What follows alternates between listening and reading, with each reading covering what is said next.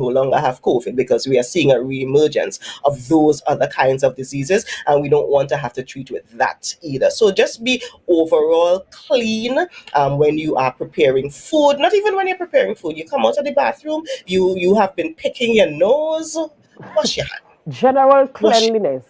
General Yes. cleanliness and personal hygiene. So, guys, you heard it there. Not from me, from the doctor certified, and she know what she's talking about. Wash all your hands, please, and maintain a level of good health. Right? Thank you so much, Dr. Faith B. Israel, for joining us this morning and for bringing some clarity on the end of the mask wearing mandate. Thank you so much, and do have a great day. Thanks Guys, for we're going to a break. But of course, before we go to the break and before we come back with our Assemblyman Sonny Craig, remember to share the live, share the live, share the live.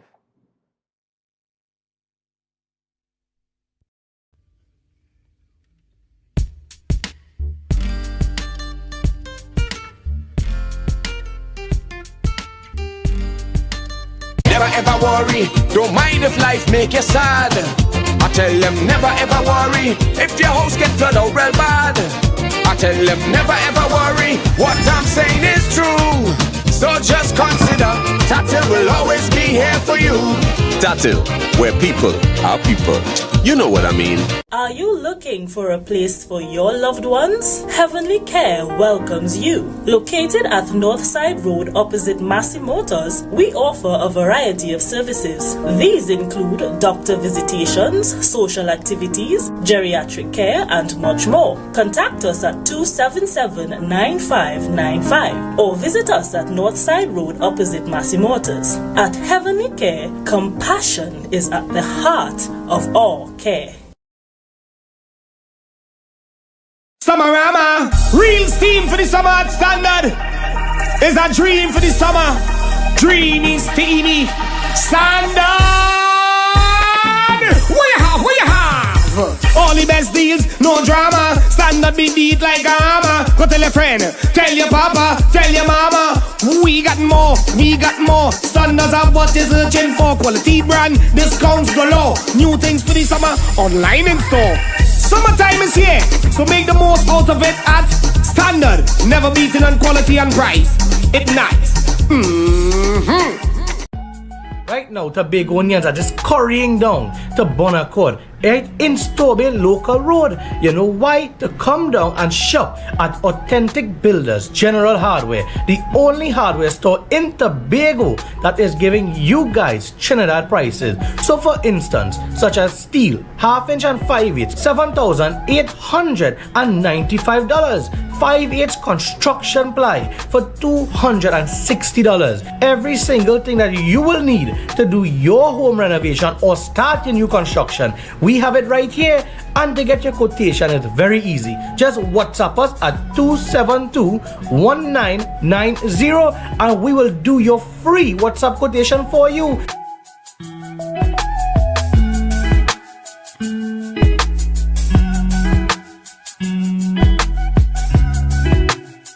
Are you flood ready? Review and update insurance coverage. Install floodgates and barriers. Create a family flood plan. An initiative to help people prevent, prepare, recover. Tatil, where people are people. You can now get whatever you need whenever you need it anywhere in Tobago with Tobago. Your meals, medication, groceries, and shopping all delivered directly to you. No more hassle, no more stress. Get the Tobago app today on Google Play or Apple App Store. That's TAPPOGO and let us deliver to you. Check our website at www.tapogo.app or call the experts at 494-TOGO and 484-4746. Tobago. Relax. We will get it to you. Tobago's at your service. Put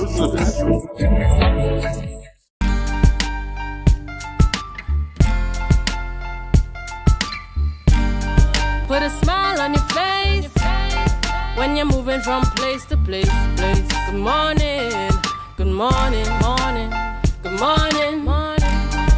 Welcome back to the morning show on Tobago Updates. We continue with our interviews, but before we do, we just want to say good morning to a few of you on the live. Thank you so much for joining us. Good morning, Miss Pearl Marie Beard, Miss Brenda Campbell. Thank you so much for joining us.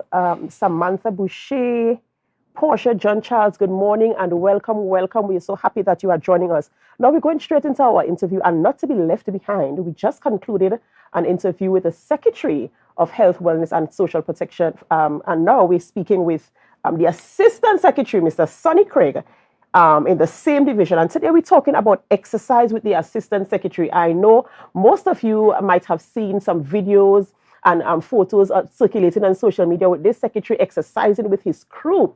So we're here this morning to talk a little bit about it, about the genesis of it, the objectives, the outcomes, and where we're taking this particular, could we call it an event or an exercise or a program or an initiative? Where are we taking this? So good morning, Mr. Craig. Thank you so much for joining us. Good morning to Tobago, the World Wide Web, Trinidad, wherever you are. Good morning. Right. So we're talking about exercise with the secretary. And I have seen videos, I have seen photos of you and your crew exercising. So tell us a little bit about where the idea for this came from. All right. The idea came during the COVID. Something struck me very forcefully during the COVID. The word was comorbidities. And when you do the research and look at what comorbidities are, it's simply basically mostly non-communicable diseases, which means I found out yesterday, these diseases that are not caught by contagion. So, you know, there are so many of these diseases being circulated in Tobago, and this seemed to be the major market that COVID was looking for. Obesity, people with heart conditions, cancers, diabetics, and what really appealed to me is that these diseases are preventable. And in Tobago, 62% of our deaths come from persons suffering with these comorbidities. 62%. World Health Organization figures suggest 74% worldwide. And the challenge here also is that so many of these people are under 70, which basically, based on biblical rationale, suggests, you know, you're supposed to make at least a 70. And most people who die before 70 die because of non-communicable diseases. And so I thought we should do something about it as a division. In the division of health, we should not be all about vaccines and antibiotics and that kind of thing. We need to focus also on personal responsibility. What could I do to experience my best years, my best health? And so I began the exercising program, which is just the first part of what will roll out to be something really major. This is just like a pilot project, and it's not reserved for any specific group. Anybody who sees us online and wants to join us, you are free to, this is 2023. You just send the message, we just hook you up, and you come join us in the evening, and we have a sweat together. It is not about that particular group. It is about every single person, every single citizen having a program. Your program might be going on to the football field in the evening and have a sweat. Listen, these diseases function or they thrive in a particular environment. One environment is abuse of alcohol. The next environment is smoking, or 4 environments. The third environment is poor dieting. And the fourth one is inactivity. So this program is designed to target inactivity in the first instance. And as the time goes by, we're going to roll out more and more programs to get the entire population of Tobago. And of course, now it's not Tobago alone. Wherever you're hearing me from, you need to take responsibility to arrest your health and bring yourself into optimum form, whatever age you are at. Regardless of your age, everybody has a responsibility. You know what is striking about this? Initially, when I saw the program, I thought it was just for members of the division. But you said that it's not just for the members of the division. You actually want to reach a wider audience, Tobago and even beyond Tobago, to take that responsibility, to take care of their health, to ensure that they're in a position, if should something happen, that the body has a level of resistance. That's right. Right? That's right. And the inactivity is a serious thing, because I'm telling you, if you're, especially people who drive to go everywhere, try to walk up Burnett Hill. Let me tell you, I tried to walk up Burnett Hill sometime recently, and I was like, where is this bike? You know, so the inactivity really does have you feeling a little bit crippled and restrictive, and you're just heaving and hiving. So I really like that idea about it. And talk again about the 4 things the 4 aspects that lead Yes. to So one is smoking, because I am not going to pretend to be a doctor this morning. I am quoting what is general information. And one of the things I'm going to encourage you, if I quote the 4, is that in the first step for most of us in moving from where we are to where we want to be might be to have a conversation with our doctor. Right? But the 4 things I quoted: cigarette smoking, one of the most unnecessary activities in humanity. Smoking, we were not designed for smoke inhalation, inhale and puff. Alcohol abuse, there's a purpose for alcohol somewhere. I don't drink any at all, not even my beer. The third one is poor dieting, and the 4th, inactivity. And as you talk about Burness Hill, you know, one of the regimens we do is on Sundays we do a hike. And we go to different locations in Tobago. On weekend coming, we're going to Palatuvia. We've been to No Man's Land. We've been to Castara, Studley Park. We've been to a few places. Well, the cream of the crop so far is a place between Annesville and Lekoto called Jesus Hill. And never heard of it. When you're in Women, you look across the Lekoto, you see beautiful. Oh, there we are. that picture is the last step. And it's almost like if you're carrying the cross, like Jesus carrying the cross to the top of the hill. And that's the view all around when you look at it. So in addition to the fitness, we get to enjoy fantastic views. We get to enjoy that fresh air. There's no challenge for the fresh air up on Jesus Hill. And that particular hike stands out. And when we got to the top, it was really a photo session. Oh, there you go. The youths really enjoy themselves. And we are gaining fitness. People sometimes do not embark on health programs because sometimes they want immediate results. You can't take years to become unhealthy and just and find yourself out of shape. And then after you do 2 weeks in the gym, you're supposed to be all of a sudden, yeah, you could do a marathon. No. Think about it, my friends. It's just simply, I don't want to go in this direction. I'm changing course. I'm changing course for my benefit and for the benefit of my family. You know, as a young man, look at them. Yeah, oh my gosh. Am I there? Am I in that picture? Look him over there. You could hardly move. But regardless of what your situation is, you have a responsibility to take care of your health and to take care of yourself. And I heard Dr. Faith say it earlier also, and I think I heard you say it in the previous interview. Many times and I'm not going to be disrespectful in saying this, but many times we take ourselves down a particular road, and then when we get to the point where we can't go anymore, we are angry. We are angry at the health system, because when you really look at it, as important as the hospitals and the health centers are, if we take responsibility for health, a lot of times, a lot of these visits will be minimized. Yeah? True. And sometimes there's a challenge also. There's a challenge also in blood donations. Because many times we can't find the people with that willingness to give blood, because everybody wants to conserve what they have. Could you imagine if we have a really fit and healthy population? The need for blood will minimize, and also when there's a call, people will line up just to give, because everybody is enjoying such a high standard of health. So I really want to encourage Tobago and wherever you're listening to me from, we have a responsibility to be healthy. Wealthy is optional, but healthy, wealthy, and wise. And I just want to say that the program is open. Even if you can't be a part of this program, at least 3 days a week, we have multiple gyms around the island. We're going to be exploring the gyms and giving them that attention that they need. We're going to, as a division, assist them in advertising their product. There is also the option of you getting up and taking a walk in the morning, a simple walk. Walking is rated, I think it's one of the top 2 exercises. I'm going to say 2. I think swimming is the next one. Swimming, because there is no pressure on your joints, and it is such a great cardiovascular movement. And of course, there's resistance training. There is, as I said, football. You could go play football, go play netball, move. Get moving, Tobago, yes. Get moving. we cannot afford, and listen, let me give this one quickly, because I don't know how much time I have.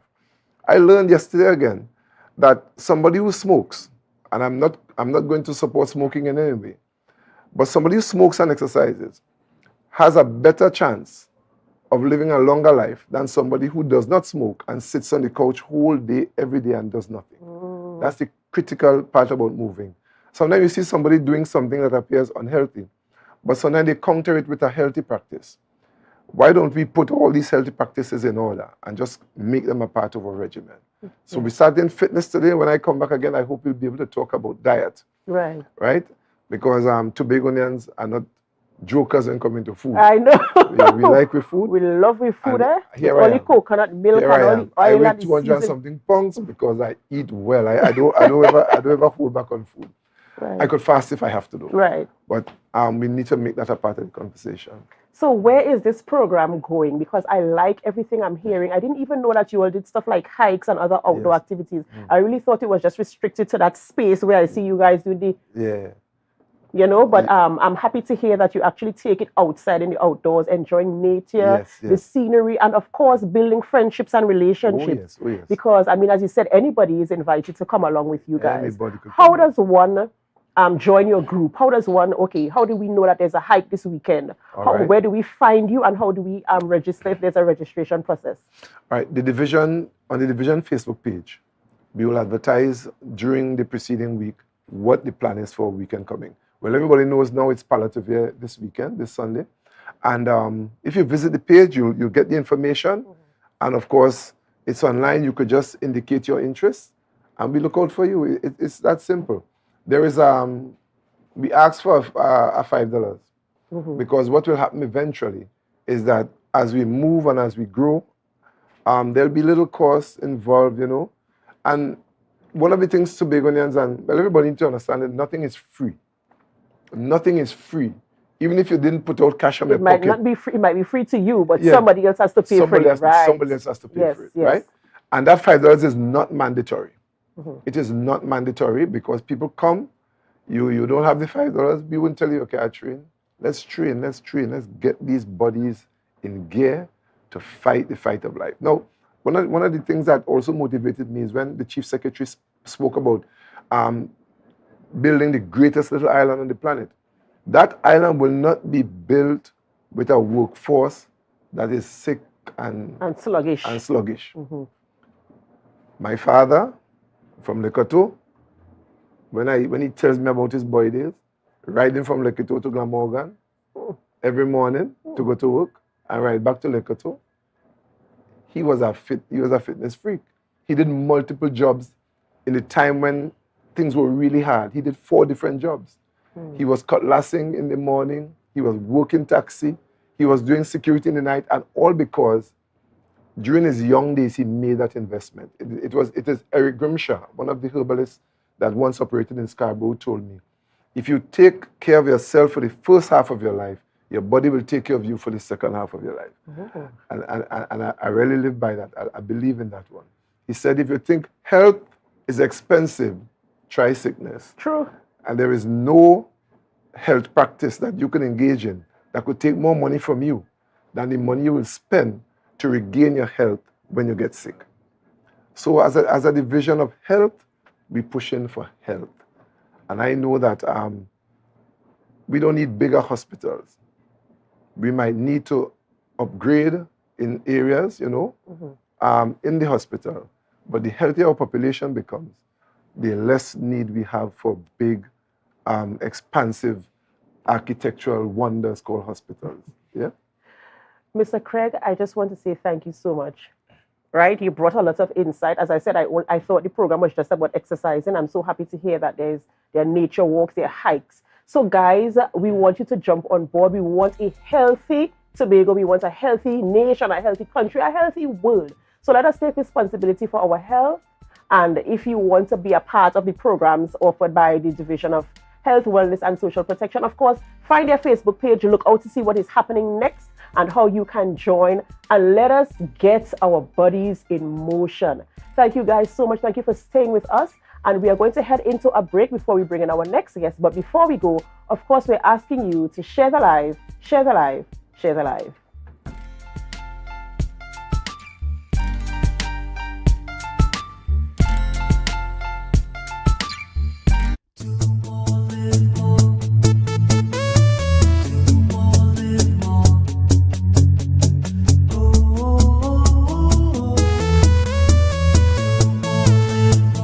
This is how it's gonna go.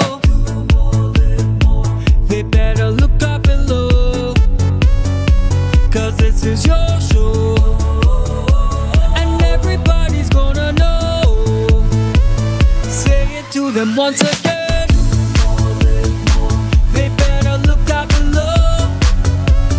This is your show, and everybody's gonna know. That's how it's gonna go. They better look up below, 'cause this is your show. Jade Monkey.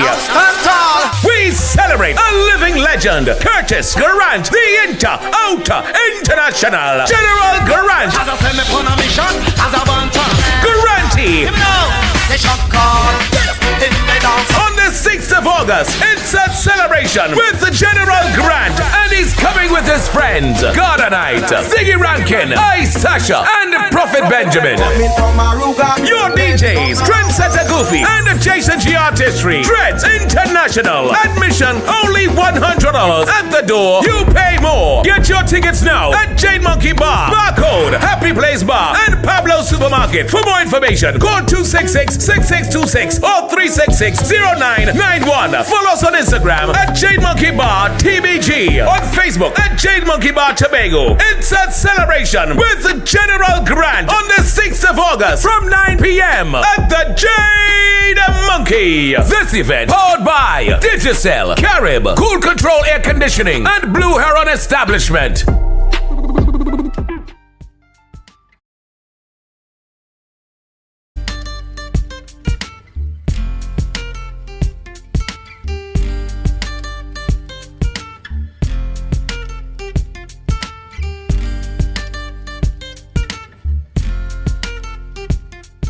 Welcome back to the morning show on Tobago Update, and we continue with our program today, and we are going into our interview with Mr. George Leacock, and he is the chairman, THA Task Force, Trinbago 2023, and of course we'll be talking about Tobago, the readiness of Tobago for hosting the Commonwealth Youth Games this year, 2023. Of course, we've seen all the activities that have been taking place. We've seen the construction of a netball court. We've seen the construction of the volleyball area. So we're talking to Mr. Leacock this morning about the readiness, where we are, and what we're looking like. Good morning, Mr. Leacock. It is a pleasure to have you on the program this morning. Good morning, good morning. Well, the physical readiness things, and good morning to all your listeners, viewers, and everybody else. The physical readiness thing is probably, in fact, the easy part, and the part that's easy for you to see. You drive by Black Rock if you get a chance to see in Shore Park. What we have to remember is that 32, 33 countries, and if I am not spot on the numbers, is because that there were some countries that had a little bit of challenge with transport and in fact may not make it for the games. But 30 plus countries will be in Tobago for the games. In order to make that happen, starting from the airport to their hotels, to their practice sessions, to the opening ceremony, to the games, to the medal ceremonies, to the closing ceremony of the games, because half the games take place in Tobago, and that includes the closing ceremony taking place in Tobago. We have to be supported by what must be close to 400 volunteers at this point in time. And volunteer training has been going on for a long while. Not as exciting, I suppose, as tractors and trucks and all that kind of stuff. True. But also a very important part of the legacy. Because when we finish this exercise, we want to have a situation where there are people out there. If we take seriously the position taken by the Tobago House of Assembly, that we are investing in legacy. All of the physical infrastructure that the Tobago House of Assembly has invested in. Full repair to Shore Park, which the media will see today. Full repair to the Shore Park football field, pavilion and that area. Full upgrade and all of, well, I should say, not really an upgrade, but a full cleanup, scrape, paint, touch up for the Buku facility. And then, of course, the facility constructed from scratch, constructed from a dream at Colin Blackrock, is things that we will always have with us. We understand that. We have to maintain them, but we always have them with us. I'm very sorry, but you know that my phone rings 24/7 this time. I think I put it on silent. And then beyond that, to me, the most important, one of the very important parts of the legacy, because the physical infrastructure is important. You can't have basketball unless you have a basketball court. You can't have netball unless you have a netball court. But the development of the human beings who would deliver, very, very important. Miss Georgina Peterkin and her team have been working overtime, getting volunteers trained. And I want to remind the nation, remind the island, that the games are juvenile games. And with what has been around the world a spate of situations of abuse of children, of all different kinds in sport, really, sexual abuse jumps to the front, but there are even cases of coaches pushing children too hard, pushing them into dangerous areas, and that kind of thing. That must be protected against. So there is a regime that exists, and that regime is called safeguarding. And all persons who will interact with the youngsters have to have safeguarding training. That includes even the media, because essentially a bubble is created around the persons, and to prevent interaction, the possibility of interaction with persons who might mean them harm. Uh, and that's sort of the back end. The front end is the facilities. For a long time to come, we will celebrate the miracle at Black Rock over the time and all of that. Don't want to suggest that everything worked absolutely as smoothly as we've liked, or everybody cooperated to the level that we thought that they should cooperate given their positions. But it is done. Yesterday, it was normalized by the international technical directors. They went out physically themselves, put down the anchors for the straps, make sure that the nets were up and supported, and all that kind of stuff that ensures that we're ready for volleyball.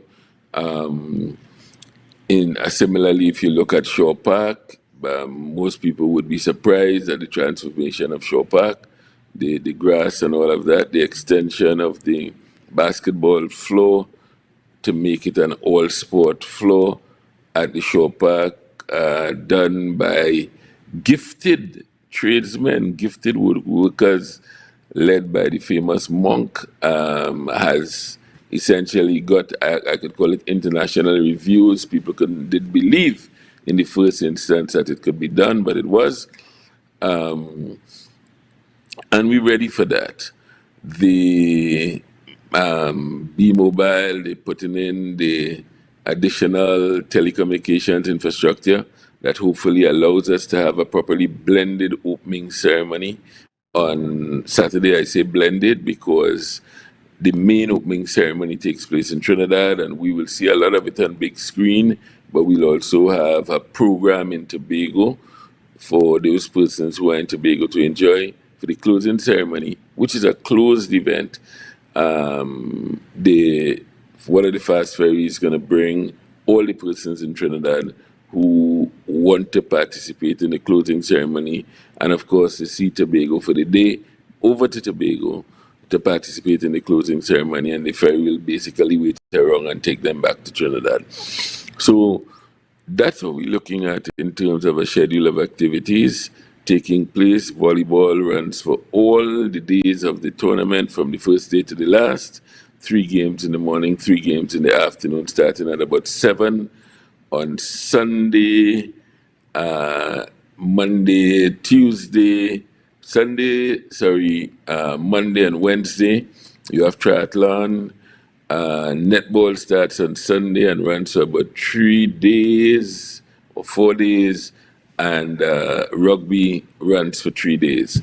Final meetings with the technical delegates, sorting out, making sure that nobody, people who are injured or dropped out and all that kind of stuff is going to take place over the next few days, and final very tight schedules will be available. But right now, we're pretty certain of the playing days, and we're pretty certain who's going to play who if the tournament schedule remains the same. You said a whole lot. And of course, this will take a lot of coordination, a lot of teamwork to ensure the smooth operation of this event being hosted in Trinidad and Tobago, primarily at the Tobago end, because this is what we're responsible for. On our side, how has the coordination been thus far? Where are we? Is there anything else, any loose ends that we need to still tie up? What percentage are we in terms of our coordination and the rollout for the actual games? I think the number one task that I have as coordinator is really to select the right persons. And what we've done in every case that we could have is selected persons who've had experience with stuff of this nature in the past, and added to those persons young people who have not. The young people who have not are expected to grow into these roles and be able to maybe handle these roles on their own in the future, when those of us who are doing it now decide, to kick back and actually enjoy. And it's been working well. We have essentially created a structure that has independent teams responsible in the various areas, opening and closing ceremonies, medal ceremonies, transportation, and so on.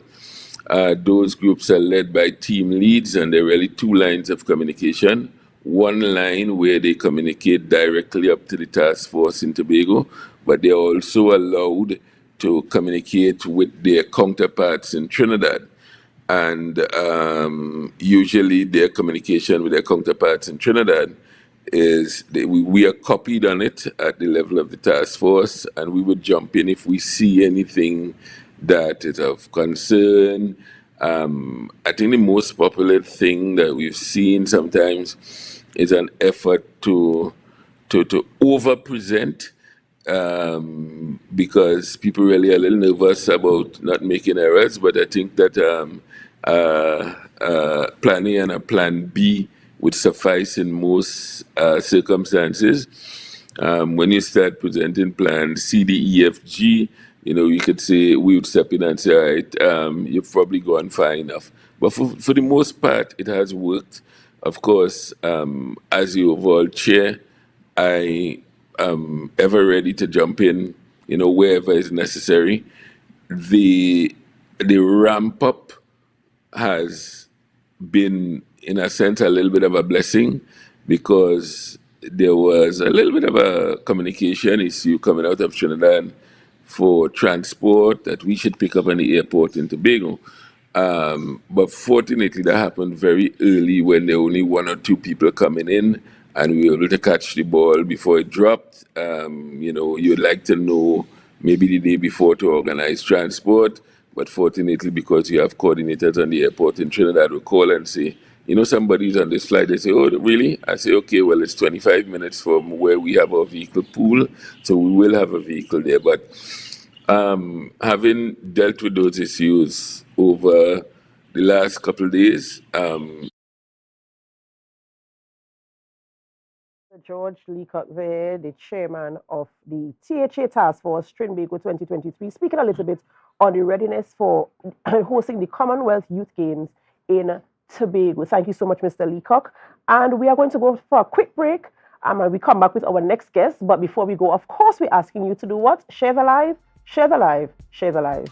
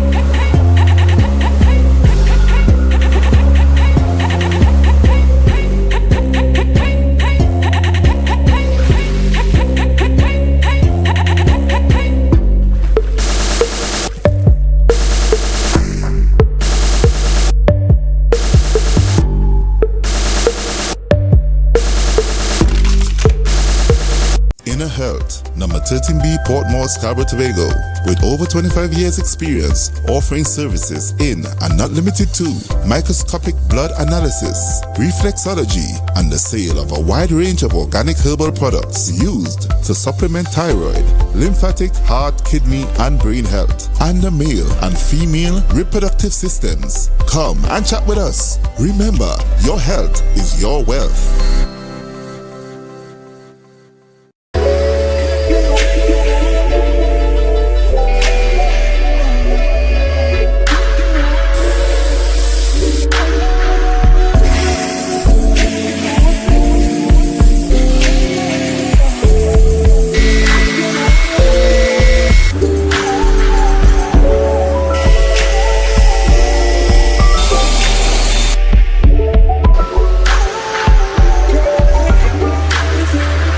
Are you flood ready? Recycle and properly dispose of large waste. Avoid sweeping yard clippings or trash into drains. Plant trees to avoid soil erosion. An initiative to help people prevent, prepare, recover. TATIL, where people are people. MI4 Security Services Company is the most advanced security service in Tobago. Ask about our cash in transit service. It's safe, risk-free, reliable, and timely. We provide safe banking delivery for all business types and sizes with highly trained staff, 24/7 monitoring, coordinated emergency response, and a well-maintained fleet of armored vehicles. Contact us at 660-7723 or visit our website at www.mi4securitytt.com to sign up today.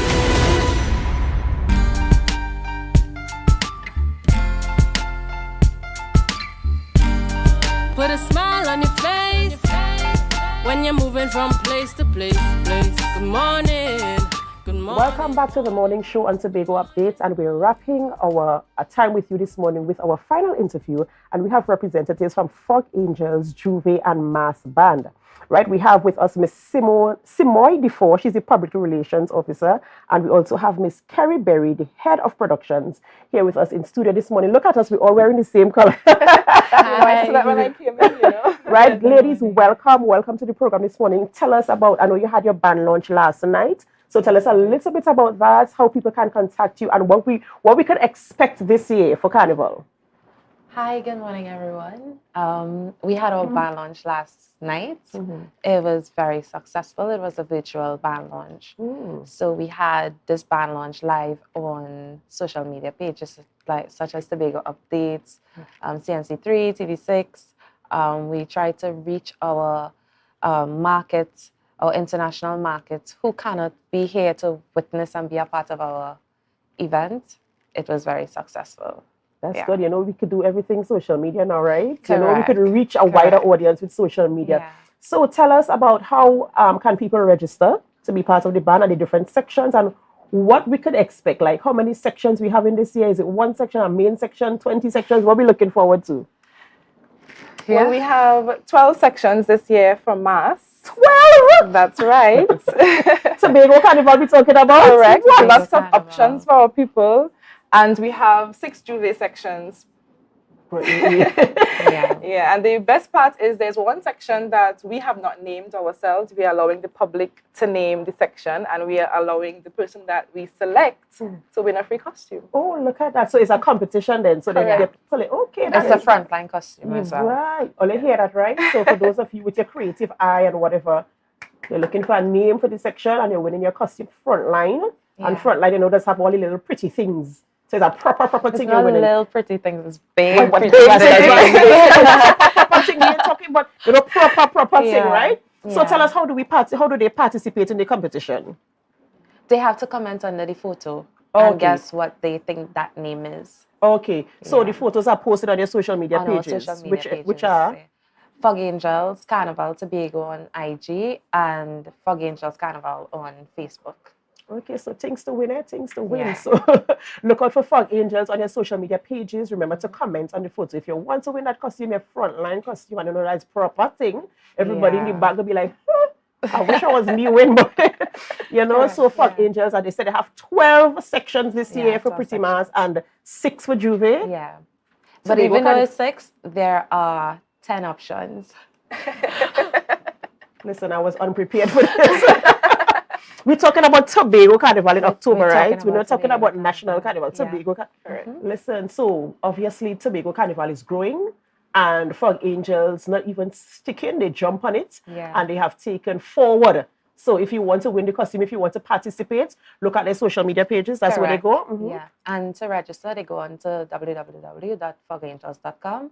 They will be able to see all our costumes, and they can register through that platform. Okay, and what's kind of like people like to know how much for this, how much for that. So what are the price ranges? Our costumes are actually budget friendly, which includes body wear and feather pieces, right, as low as $1,800. Yeah. Okay. So we cater for everyone. We want everybody to be excited. We want Tobagonians to get involved, to have a time, to get that experience that they see everybody talking about. Yeah, we want to make it a nice cultural vibe as well. Right. So guys, you heard it. We're speaking with Miss Simoy Defoe and Miss Kerry Berry from the Frog Angels. And most of you who are into Carnival, especially Tobago Carnival, you know about Frog Angels in Tobago, right? So if you want to be a part of their band this year for Carnival, you look on their social media pages for their costumes. Don't forget to name that costume to win your frontline piece to show off on the rest of our members. Right? And of course, your creative eye will help you to win. So just keep looking at their pages, register, go online, and remember, Kerry said it here that they're budget friendly, right? So watch your budget, watch your pockets, start to plan out from now, and let's make this thing a beautiful thing. Thank you, ladies, so much for joining us in studio this morning and giving us a little synopsis of what we can expect with Frog Angels this year for our carnival. Ladies and gentlemen, we have come to the end of the morning show on Tobago Updates. Of course, I am your host, Adana Kombi, and we are going to go into Tobago Notes. But before we go, I want you to remember to share the live, to stay with us, because right after Tobago Notes, we go into GMT with our very own Candice Jackson. So ladies and gentlemen, this is where we end the show today, and I hope you guys have a beautiful day. Now we're over to Tobago Notes.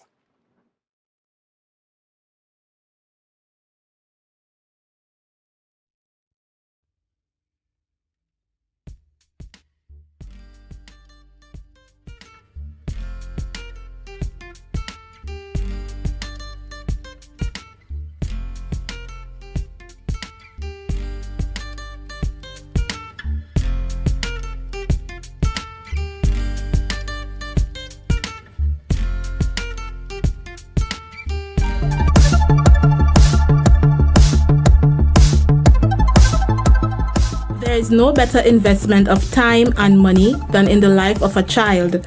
They are the future. Alma Powell. These words sum up nicely how important a tournament like this is. One designed to not only expose upcoming golfers, but to create an opportunity for tourism. On behalf of the Council and members of the Caribbean Golf Association, I am pleased to welcome you to the 66 Caribbean Amateur Golf Championships. The CGA views the continuation of these championships and our other events with a great sense of pride and responsibility. We consider the development of our players not only as athletes, but as model citizens and present and future community leaders. The Caribbean Amateur Golf Classic is more than a premier golfing tournament. It is also a dynamic unifier of Caribbean peoples. This year's staging of the Caribbean Golf Classic will further affirm Trinidad and Tobago's appeal as an attractive destination for sport tourism. I've been playing golf a year and a half now, and I like the game a lot. I like about golf how you get to travel the world and stuff like that. And I think I will need to focus more when playing golf. This is the second time the Amateur Caribbean Golf Classic is being held in Tobago.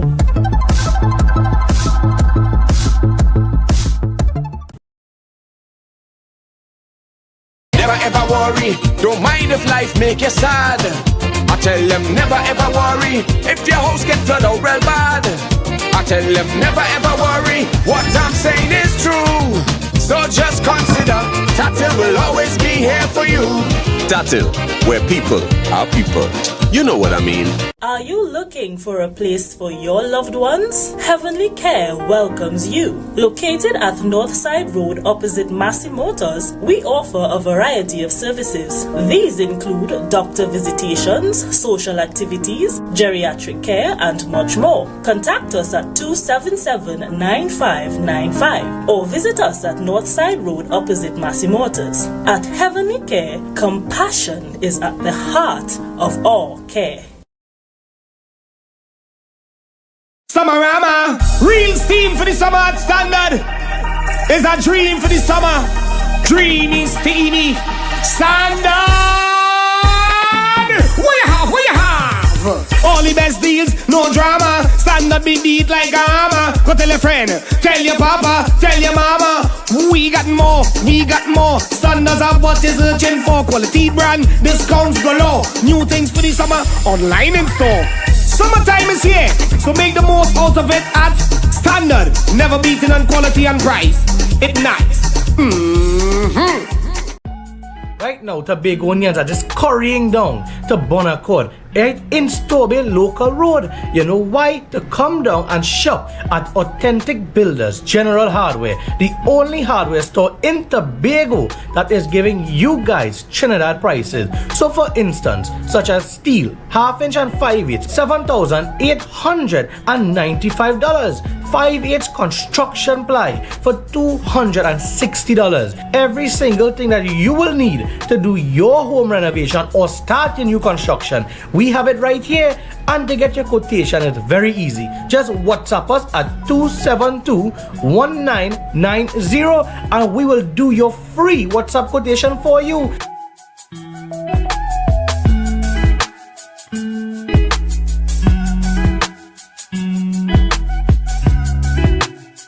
Are you flood ready?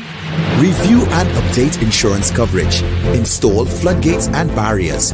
Create a family flood plan. An initiative to help people prevent, prepare, recover. TATIL, where people are people. You can now get whatever you need whenever you need it anywhere in Tobago with Tobago. Your meals, medication, groceries, and shopping all delivered directly to you. No more hassle, no more stress. Get the Tobago app today on Google Play or Apple App Store. That's TAPPOGO and let us deliver to you. Check our website at www.tapogo.app or call the experts at 494-TOGO and 484-4746. Tobago. Relax. We will get it to you. Tobago's at your service.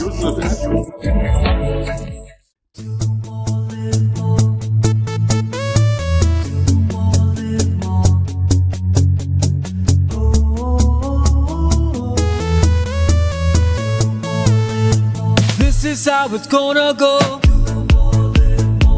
They better look up below, 'cause this is your show, and everybody's gonna know.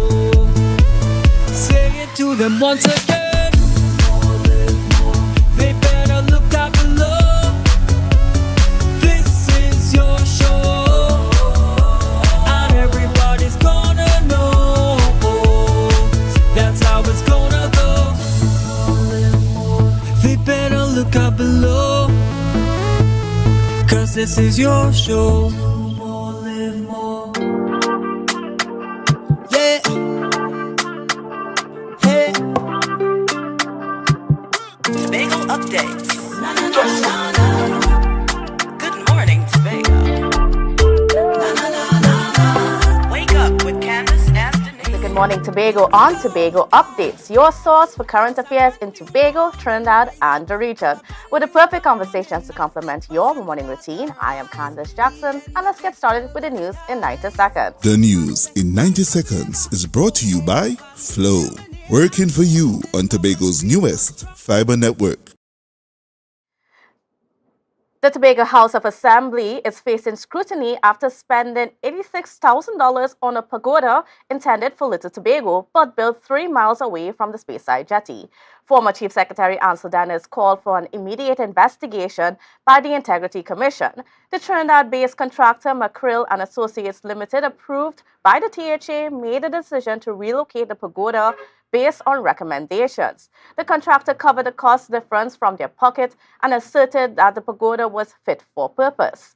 Dennis highlighted concerns over the potential contract scope changes and the lack of tendering in the awarding process. THA officials have yet to respond to the media for inquiries.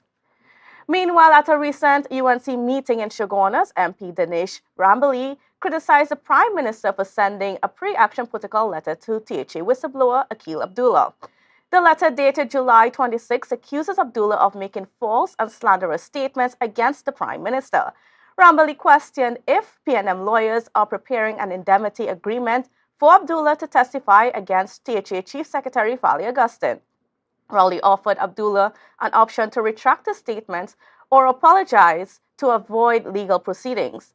Abdullah has 2 weeks to respond to the letter. And finally, former Commissioner of Police Gary Griffiths supports opposition leader Kamla Prasad-Bissasa's call for citizens to, quote, light up, end quote, criminals who invade their homes. Speaking at a UNC public meeting, Prasad-Bissasa emphasized the need for law-abiding citizens to have easier access to legal firearms. Griffith clarified that she meant neutralizing multiple intruders during a home invasion, not using excessive force. He advocated for proper training and continuous monitoring of firearm owners. According to Griffith, during his tenure, no legally issued firearms were lost, stolen, or used in crimes. He also emphasized the importance of responsible firearm ownership. And that was the news in 90 seconds. The news in 90 seconds is brought to you by Flow, working for you on Tobago's newest fiber network. Tobago, after freeness is more speed and better TV. Get a free Samsung smartphone and free installation, plus 200 megabits per second, Paramount Plus, and more for only $299 with a select 200 plan from Flow. Visit online at discoverflow.co today. Welcome back to Good Morning Tobago, viewers. We're pleased to be joining you this morning, and we have a very full house here in studio.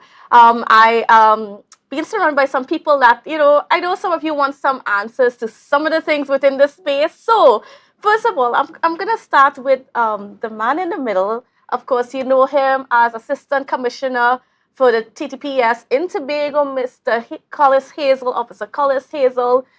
So, good morning, Mr. Hazel. Good morning, Candice, and good morning to Tobago. Yes.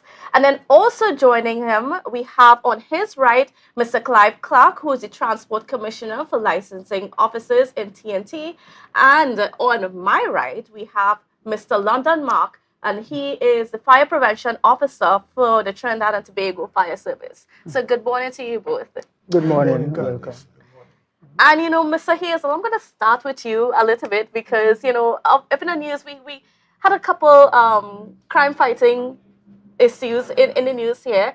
And first of all, I was wondering if we could give the public any update on what's been going on with that investigation into the THA, just before we get into the business that we're here for. So, good morning, Tobago. Good morning, all the viewers from all over the world that are looking at us this morning. It is a delightful moment to be in the company of the public as we seek to engage and to share and to sensitize our stakeholders on some of our plans in terms of security and safety on the island of Tobago. Candice, I must say that from where I sit, that the Tobago division, in which I am pleased to provide executive support, leadership, at this point in time, we are doing, I must say, very good in terms of we are experiencing a detection rate of 32% at this point in time.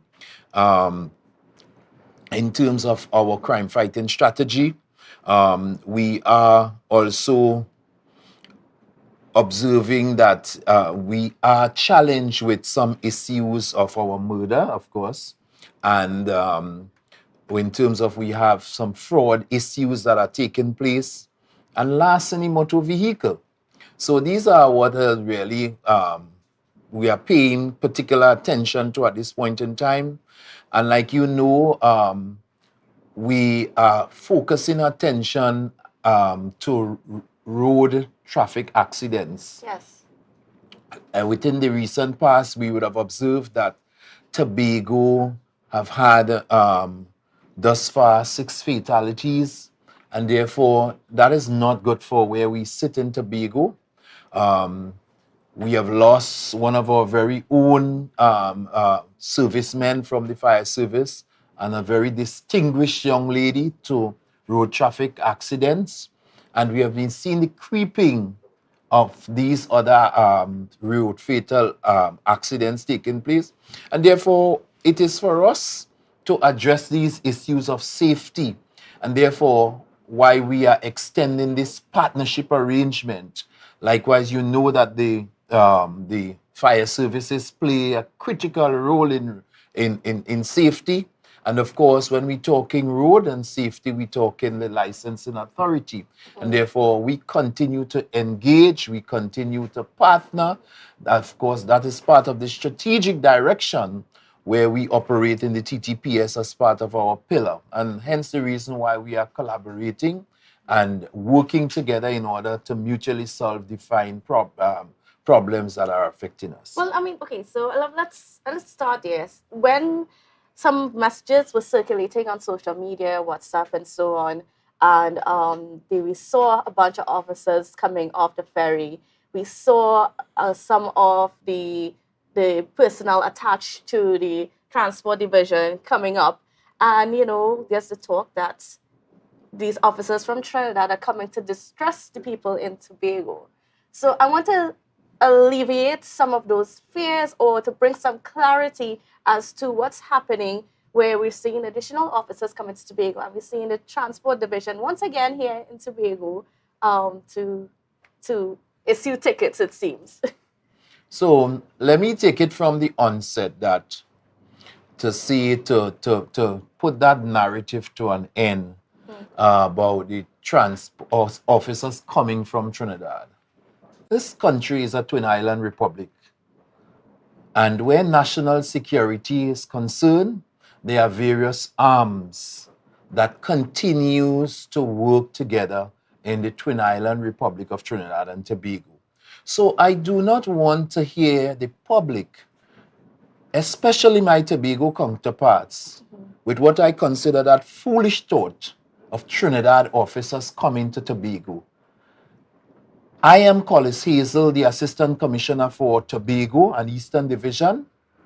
And as a Tobagonian, I am the representative for the Trinidad and Tobago Police Service on the National Safety Council. And I am Tobagonian. And therefore, we want to dispel this narrative about Trinidad coming. I am responsible for Tobago and Eastern Division. So there's no separation in terms of national security and our apparatus in where we are holding our end of the bargain in terms of work. We are sworn to work any and everywhere. And I want to put that to a rest so that we can call on the resources of national security at any part to work anywhere. We want no permission from no one. I want to put that on record this morning. Of course, as I mentioned before, we have stakeholder engagement partnership as part of the strategic partnership of the TTPS. And therefore, anyone in which we want to align with is to help us to work with some of the issues that we are plaguing with. We realized quite recently that outside of the accidents of the RTA that we have been seeing, we noticed that there were some situations where some of our motoring public are not aware of the U-turn system. We are seeing people participating in accidents where our families can be left bewildered, where you have people driving on the nation's road here without any insurance. After COVID, you've seen a situation where at the end of the day, and let me just say to you, the transport commissioner will explain to you the implication of how deadly that is. in terms of on our pockets and in terms of the end users, where we go with that.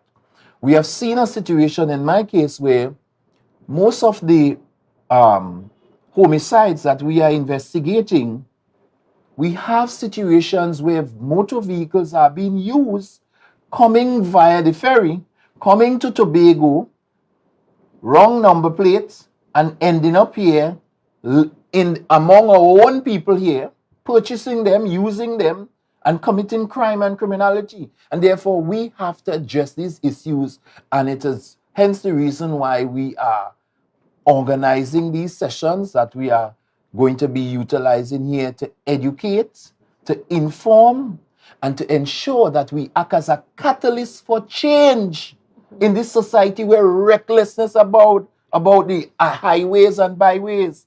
I'm sharing with you that from what I'm seeing on Claude Noel Highway, as we would call it, sometimes you are scared in terms of the motoring public and how they are approaching.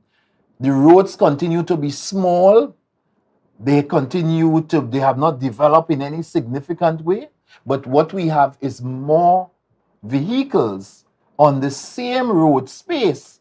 And therefore, that is cause for concern. So we have to be able to engage other strategies whereby we can now police the road, and the police can't do it alone. We need our other partners in national security to help us, and hence the reason why we are utilizing all arm of national security in partnership. And of course, including the Transport Commission. So, Transport Commissioner, Mr. Clive Clark, you know, the announcement of your team here in Tobago has sparked quite a bit of concern amongst the traveling public, and I just want you to speak to, you know, the reasons why you are here, in terms of it's, you know, whether or not you're here to mercilessly issue tickets, or whether or not you're here to help our traveling public get to a point where we are all safe on the roads. Candice, good morning again, and thank you very much, and more so to your listening audience. I think this is a brilliant opportunity for us to clarify a number of things as we seek to give that level of support to the police, as well as to deal with some of the challenges we are facing. One of the key things, though, we need to keep in mind, though, is that our mandate is not just to issue tickets. That's the least of our objective. Basically, we are here to work along to educate, sensitize, and to inform. Also, we have recognized certain behavior, certain habits that if it continues, we will find ourselves where persons, families will be at a major disadvantage. And therefore, we have to treat with that as early as possible. So therefore, we will be conducting a number of joint exercises in partnership with TTPS. We are mindful, we are very mindful of that. And we have picked up certain trends that I think is necessary through our information, and as well as educating and sensitizing persons that is necessary that we bring to the fore. We have seen and we have picked up, based on the statistics, based on the U-turn system, which Mr. Winter will talk about some more, because the statistics are there. We are seeing a number of persons who are driving without driver's permit. We are seeing persons who are driving with permits that have been expired and have failed to come in to renew their permits because they may have sanctions on those tickets. We have seen persons, and especially we recognize this environment is a tourist industry, and we have seen some issues where we have even some of our foreigners need guidance, and we think we can liaise with the rental agencies, the taxi association, and so forth, and informing persons what is required for when they are driving on the nation's road. I need to say, if we don't address these issues and we find some way along the trail, a major accident, something ought to happen, as I said, families will be at a disadvantage when come to treating with some of these matters. I want to stress an important point. I don't want us to forget this one here today. I, as Commissioner, has recognized of late through our new inspection system, we have picked up a number of stolen vehicles, and we are also seeing them circulating in Tobago. I'm going to talk about Tobago in terms of that.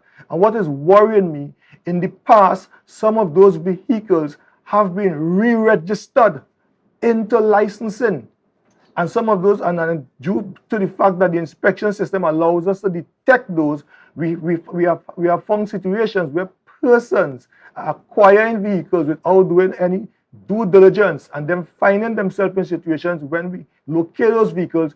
You may have some sort of loan with financial agencies, with different financial agencies, that you can find yourself in problems. Persons are participating in certain transactions because they feel they may have a contact in licensing. So X seeking to purchase a vehicle, I decide to go to a company who might be offering me a one-stop shop service, making you feel just purchase this vehicle. You don't need to go to licensing.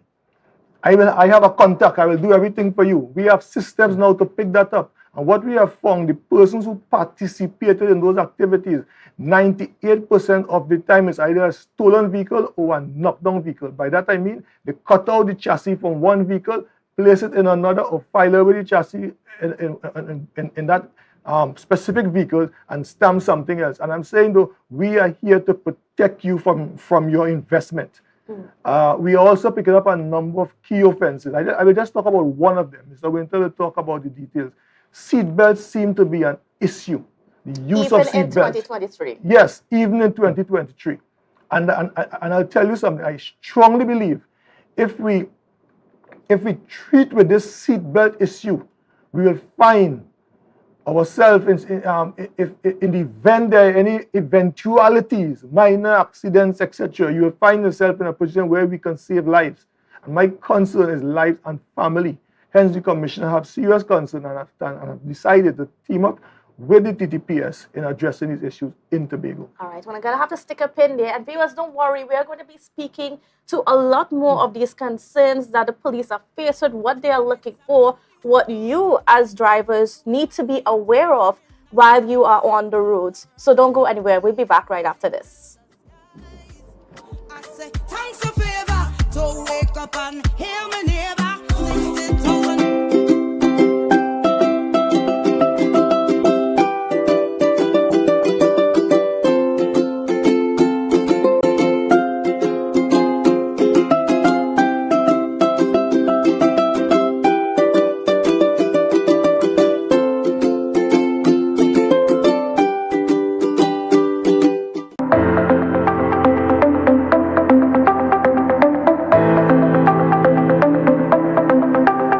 Full disclosure with the executive every Thursday at 8 p.m. only on Tobago Updates. Real questions and honest conversations with the sole aim of keeping you fully in the know. Full disclosure with the executive every Thursday at 8 p.m. only on Tobago Updates. Jimmy's Holiday Resorts has 1, 2, and 3 bedroom fully self-contained apartments located at the heart of Crown Point. Minutes walk to the popular beaches, restaurants, bars, and the airport. Enjoy our amazing amenities such as fully equipped apartments complete with Wi-Fi, AC, TV, and a pool, and a mini-mart on the compound. Call 639-8292 or 8929. Jimmy's Holiday Resorts is your family's home away from home.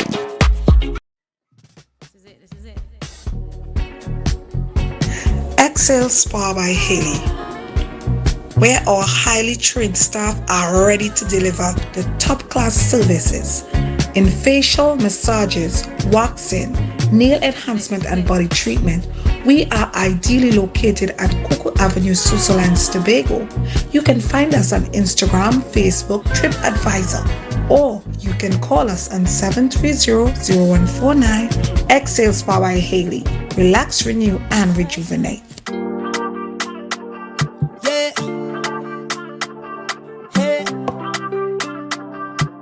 Tobago updates. Good morning, Tobago.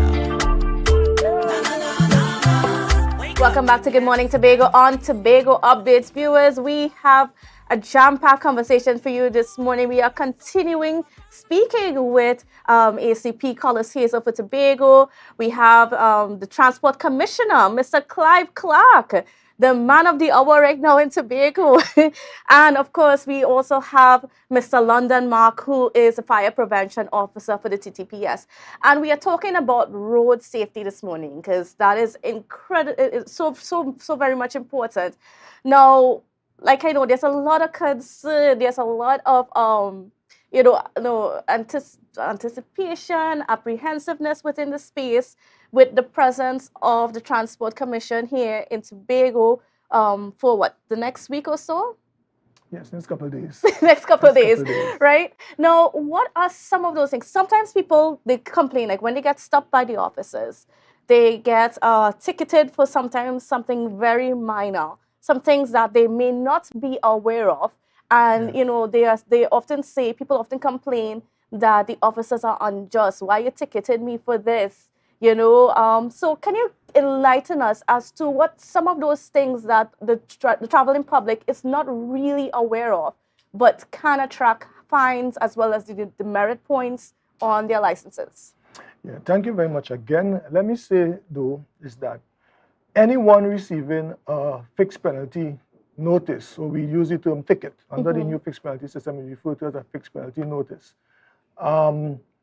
And there's a number of offenses one can receive a ticket for. And I want to say, though, the officer who may be engaged at the point in time with the driver, we take this opportunity to explain the reason as to some of the concerns we are seeing. We sometimes have, or most times, have a conversation about individuals. And sometimes we discover that these individuals are aware of some of the things that have been taking place. When we retrieve the data from some of these persons, we are seeing where warnings have been issued to them. And therefore, there are times we issue warnings and there are times we issue tickets. I want to say we have a zero tolerance when it comes to things like seatbelt and cell phone. We have seen even yesterday, while we were, just a case in point, while we were leaving our hotel, when I, the commissioner, looked back to ensure the last vehicle came out, and just behind the last vehicle, someone was driving with a camera on top of the vehicle, holding in his hand through a cell phone, using a cell phone and taping. This is the level of defiance we see taking place. And if you look at the statistics, just turning your eyes away from the road, that could be fatal to someone, and therefore you have to call up the fire service and all these different resources and so forth, etc. So there are some offenses we have zero tolerance for, and as commissioner, I'm not going to try to butter that. There are some offenses we take the opportunity to guide and to advise persons. You need to have these things remedied. While this is not one of the things we have picked up a lot also is that we are finding persons with the heavy vehicles as well as the lighter vehicles, driving those vehicles not with smooth tires. We have gone past that. We are seeing now the canvas and the steel on the tires. And if you own a vehicle, you need to address those issues. Zero tolerance we have on those matters. And we're saying those are things you have a clear choice in terms of treating with those issues. I encourage persons to get their vehicle inspected. Get your vehicle inspected. It contributes towards safe driving. We know there is a challenge in Tobago with the number of inspection stations, etc. Yes. I take the opportunity here again to say that we encourage persons who may have the necessary infrastructure, approach the commissioner. I will have no objection approving garages once you meet the necessary specifications.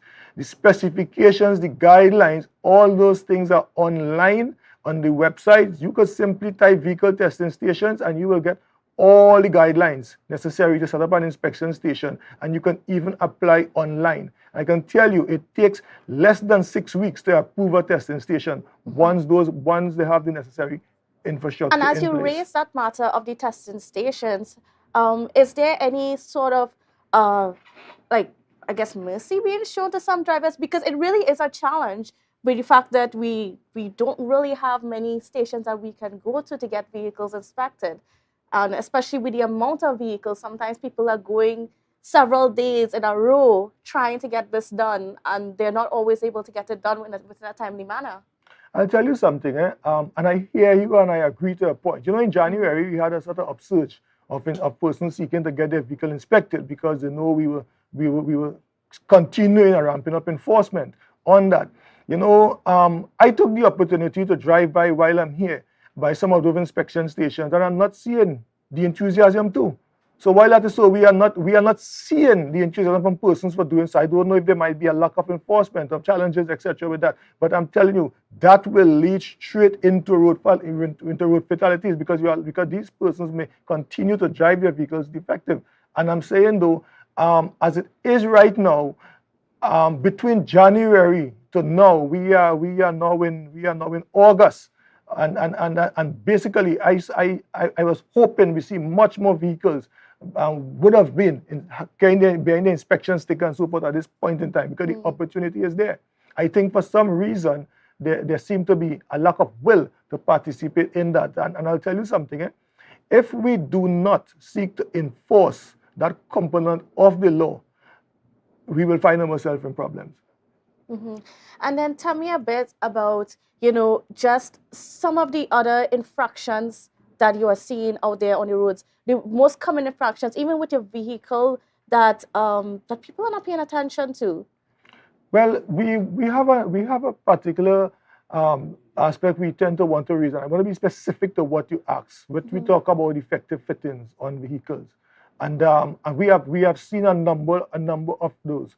We sometimes try our best to advise persons in terms of having these things rectified. I know the last time we were here, we issued a number of warnings for those, as well as we issued tickets because we saw previously person had warnings and failed to remedy the situation. We tried to build a history and also the TTPS in conducting enforcement. But a vehicle that is defective again could lead to serious problems. All right, and then I want to bring in Mr. Lyndon Mark from the Tobago Fire Service into this conversation as well. What would you say are some of the most common issues that people don't pay attention to that leads to accidents that you guys have to be the first responders to? Right, from our experience over the years, what we realize that speeding is one of the major issues of persons on the roadway. And they are not paying particular attention to the road conditions at the time. But according to the change in the road condition, you have to change your driving habits, and you are not seeing that from persons when they do their driving. No, there's been a joke within our public sometimes when we're out on the road. It's like you see some of the driving, and you wonder if the persons bought their license. Are we cracking down on how people drive after they've got their license, whether it's through legal or illegal means, but ensuring that they really do follow the laws that are outlined? Any one of you all can take it. Let me answer that first, ACP, if you allow me. I know you will. I know you'll have a field day with that. I just need to say that this is the fundamental. How do we do that? We do that by means of enforcement. We do that by means of having officers on the road. We do that by means of ensuring we have proper traffic signage and so forth, etc. And yes, I know we know the wider or the higher levels have responsibility to ensure we have proper roads and that sort of thing. But as the chief said in the context of is that person must be able to look at the conditions and adapt to what is necessary. What we are doing at the licensing authority, though, is that one of the things we have done in the licensing department, I want to say, yes, this commissioner does not hide to say to the fact. We have seen persons who, when we look at the record, evidence does not show that that person would have been issued a permit from the licensing division. And I'm saying, though, we have now put systems in place to stop that. For you to now have your permit, your Class 3 permit, or any permit from licensing, you have to go through a digitized process from what we call from the inception, from the learner's permit point of view.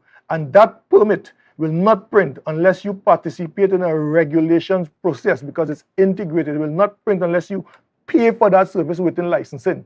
And basically, once that permit is created, it is now accessible to the TTPS through their systems. It's now accessible to the insurance agencies. It's now accessible to through the internet, for which one could now validate that your driver's permit. I want to say one time while I'm here, the persons who are in the rental agencies and the taxi agencies, etc., persons who are hiring drivers, I advise you strongly go online and validate that permit that is presented to you from that individual. Validate that permit to see how many demerit points that person have. Validate that permit to see if it exists within licensing. The opportunity now is there, so you could make proper decision in terms of who you are putting to operate your vehicle.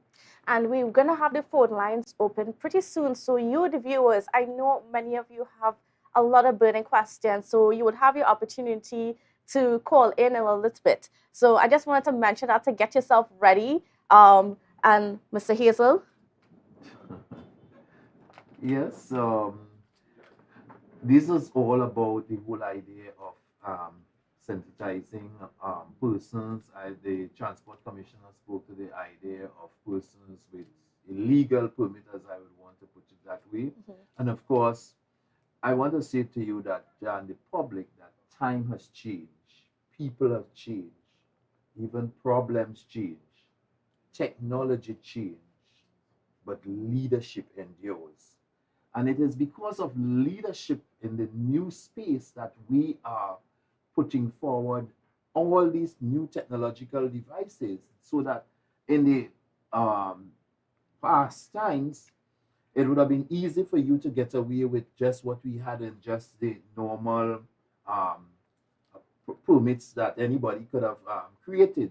Now, the way in which it is designed and structured and digitized, it is difficult in order for persons to benefit in terms of in that way. And hence the reason why we are here to educate people as well, because people will try their own ways in order to break the system, and a lot of that has been showing up. And before people are being caught, it is important that law enforcement must act as that catalyst for change in informing, education, and educating people. And hence the reason for these sessions. I must say to you, Candice, that later this afternoon, we will be at the library's auditorium, where we are going to have a public session with our taxi drivers, with our rental companies, with our tour operators, because they are strategic people that we are seeing that things are happening.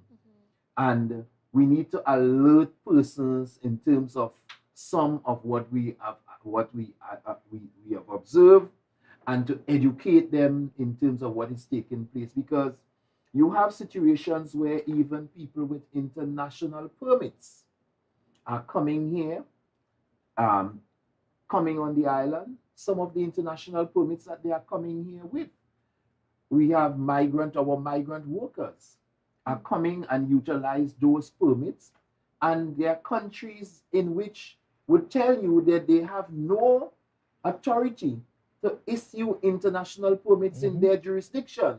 Yet they are coming with permits.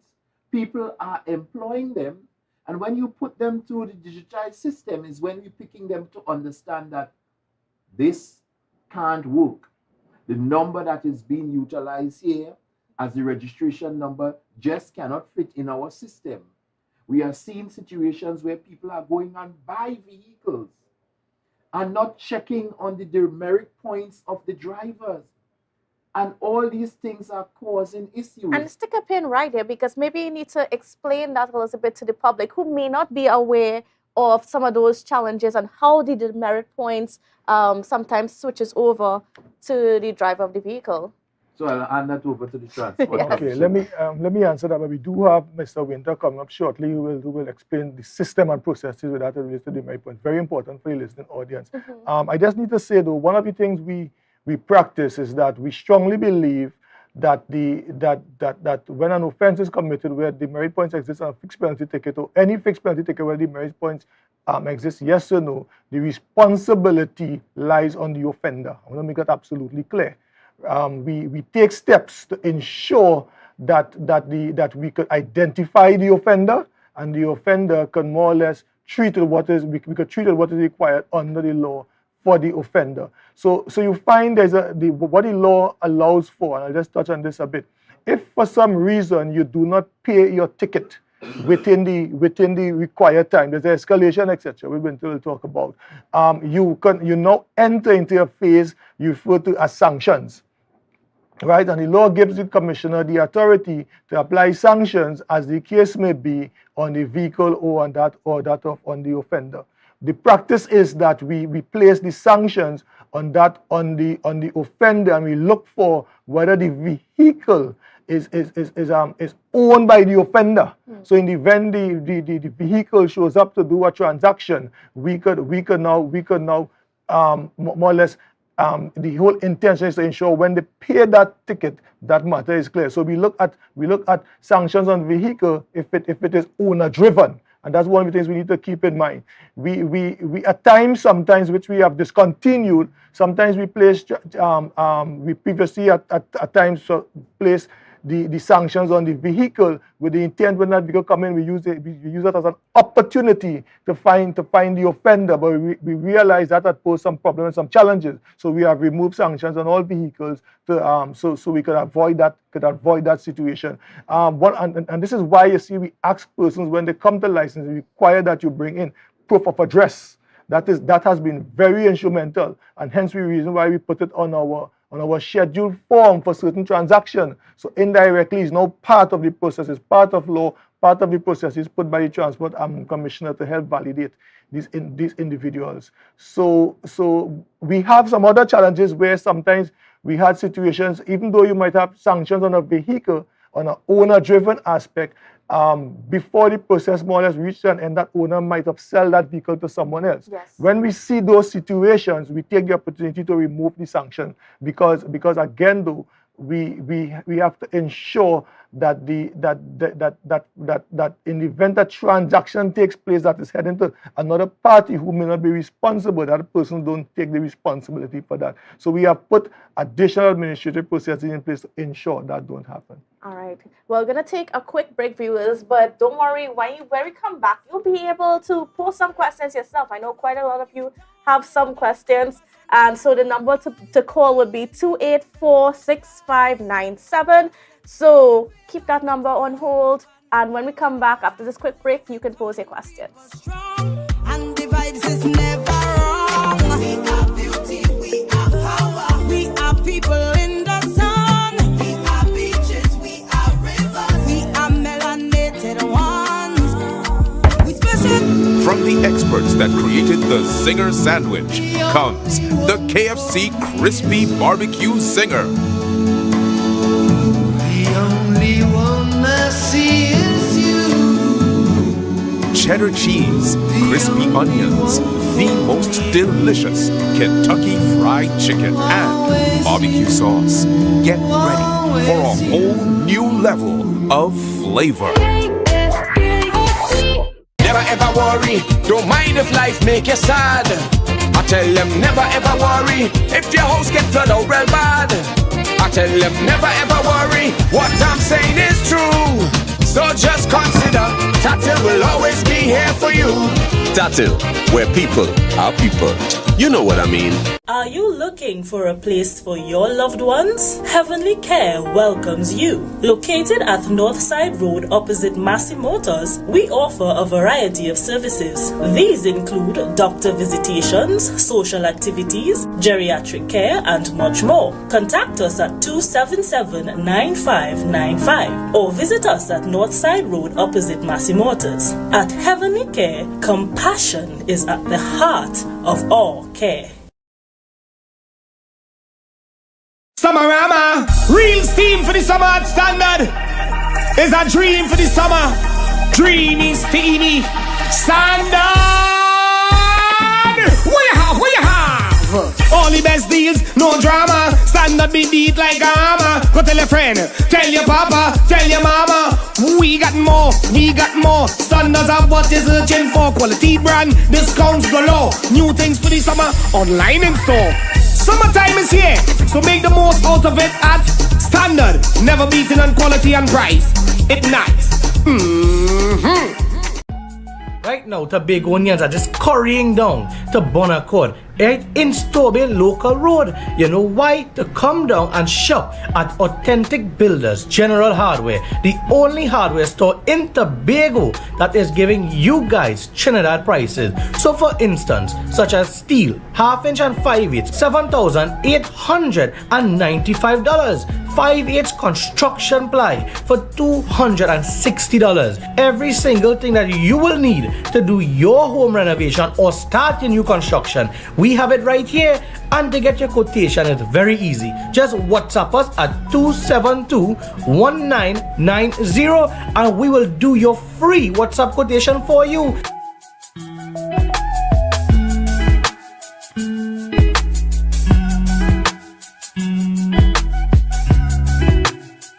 Are you flood ready? Review and update insurance coverage.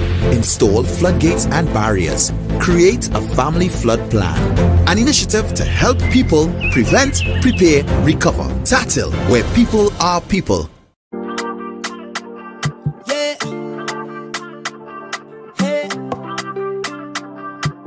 Tobago updates. Welcome back to Good Morning Tobago on Tobago Updates. Viewers, we are chatting this morning with the ACP for Tobago, Mr. Collis Hazel, Officer Collis Hazel, I should say, as well as the Transport Commissioner, Mr. Let me just bring up the names again, Mr. Clive Clark, as well as Mr. Lyndon Mark from the Trinidad Tobago Fire Service. Now, ACP Hazel, we had the last time we had some of the transport officers here in Tobago, there was a concern that because a lot of the vehicles, especially in the countryside of Tobago, that operate as PH taxis, etc. Of course, all of them went into hiding during that time for fear of being ticketed, you know. And there was a situation that came up because people were not able to readily access transport to go home. There were some challenges that came out with that. And then we had the Chief Secretary also speaking about that, so that there just should have been some collaboration before coming down in such heavy force here in Tobago. Is that how is that situation being treated with this time around? Candice, let me say to you, any taxi, any vehicle of that sort who went into hiding, know that they were doing something wrong. We tend in this small place to put blanket over our eyes and conveniently use all excuses in order to treat with situations. The Tobago, the licensing department, the police, the fire, all of us know as Tobagonians that we don't have a taxi service that goes to Charlottesville. Yes. So what we thrived on is the public transportation, the bus. We thrive on private cars taking people in terms of that. So that was not the issue, may I say. The issue would have been somewhere along the line where persons knew that their vehicle may have been defective in some way or the other, and that they were going into hiding. And clearly, this is what some of the sensitization is all about. In order to educate and inform persons in terms of your security. We want you to be safe rather than to be sorry. Candice, you know I am talking in the space of a Tobagonian and a family member. We are close-knitted. You know how it felt to lose the life of those last two persons on the Nations Road? What grief that brought the family of Tobago into? That was because of an accident. We have seen quite recently where a young boy took a vehicle, it was reported stolen, went and crashed it into an establishment. These are infrastructures that are damaged, these are lives that are lost. And when you do check it, those persons, somehow or the other, they either have never been issued, and a life is important to everyone in this place. And to lose these lives and family are grieving over the year. Think about it, where that mother and father, husband and wife, I'm talking about, lost their loved one. These children are growing now without knowing there is no daddy, there is no mommy. You're studying in terms of all the significant difficulties that they are traveling into. But yet still, for our own benefits, we sit there and we realize, we look at the licensing, we look at the fire service, we look at the police as being beasts. We are there to carry out the function of enforcement and education and sensitization, and that is what we are there to do. So I want to debunk the whole story about people can't get no vehicle to go nowhere. Poppycock. What I want people to do is to practice what is the requirement. If you are driving a motor vehicle on the road, you ought to have a license. You ought to have ensure that it is insured. Many times, people run up and down here. You have to ensure that it is safe so that people can travel in it. Because the same people who saying they don't have no vehicle in order to go about their merry business, you're condoning something. Sometimes we in vehicles and drivers are driving speedily above the limit. And you will ask yourself, being responsible, you ought to be telling that driver, if you cannot drive within the limit, put me out. We have to be to advocate and to be able to take charge and be responsible for our own lives. So when I hear all these things about people can't get there, who you talking to? I am Tobagonian. I live in the country. I live in Roxborough. You're not bringing that story to me. I am saying, let us practice what is right and ensure if you are doing the right thing, you could sit back comfortable in your luxury. Nobody ain't troubling you. But it's the people who outside there who are encouraging. You know, I want to put this on record too as well. As we try to make this place safe, the firearms that we have been finding in Tobago quite recently, and we're going to be publishing some of them, commending some of the officers pretty soon. And we're looking forward for that. So you will look forward to see that. It's firearms, and we are donkey and horses about here, you know. People are traveling in motor vehicles and concealing those firearms inside there. So we ought to be able to be making routine checks. So from time to time when you see my officers are asking for you to pop the trunk and search inside, it's because we have intelligence-led policing taking place where we have an idea that people are outside toting firearms all about the place. And it is about making Trinidad and Tobago safe. So I really want to say, if you have, as the Tobagonian would say, if you are cocoa, son, no look for rain. All right, and of course, I just want to pause here to say that the phone lines are open, so you can just call the line and pose your questions to the officers. They are here. What I notice a lot of questions that people have. The number is 284-6597. 284-6597. And you know, just as you brought up the incident of the Adams accident, and it's still a trauma that exists amongst a lot of our family members here in Tobago. We want to get some answers as to what's going on with that investigation, especially with the truck that was cleared to go down to Trinidad that very same night. I don't know if either Mr. Clark or Officer Hazel, you'll be able to provide some clarity as to what really happened there and what's going on with that investigation.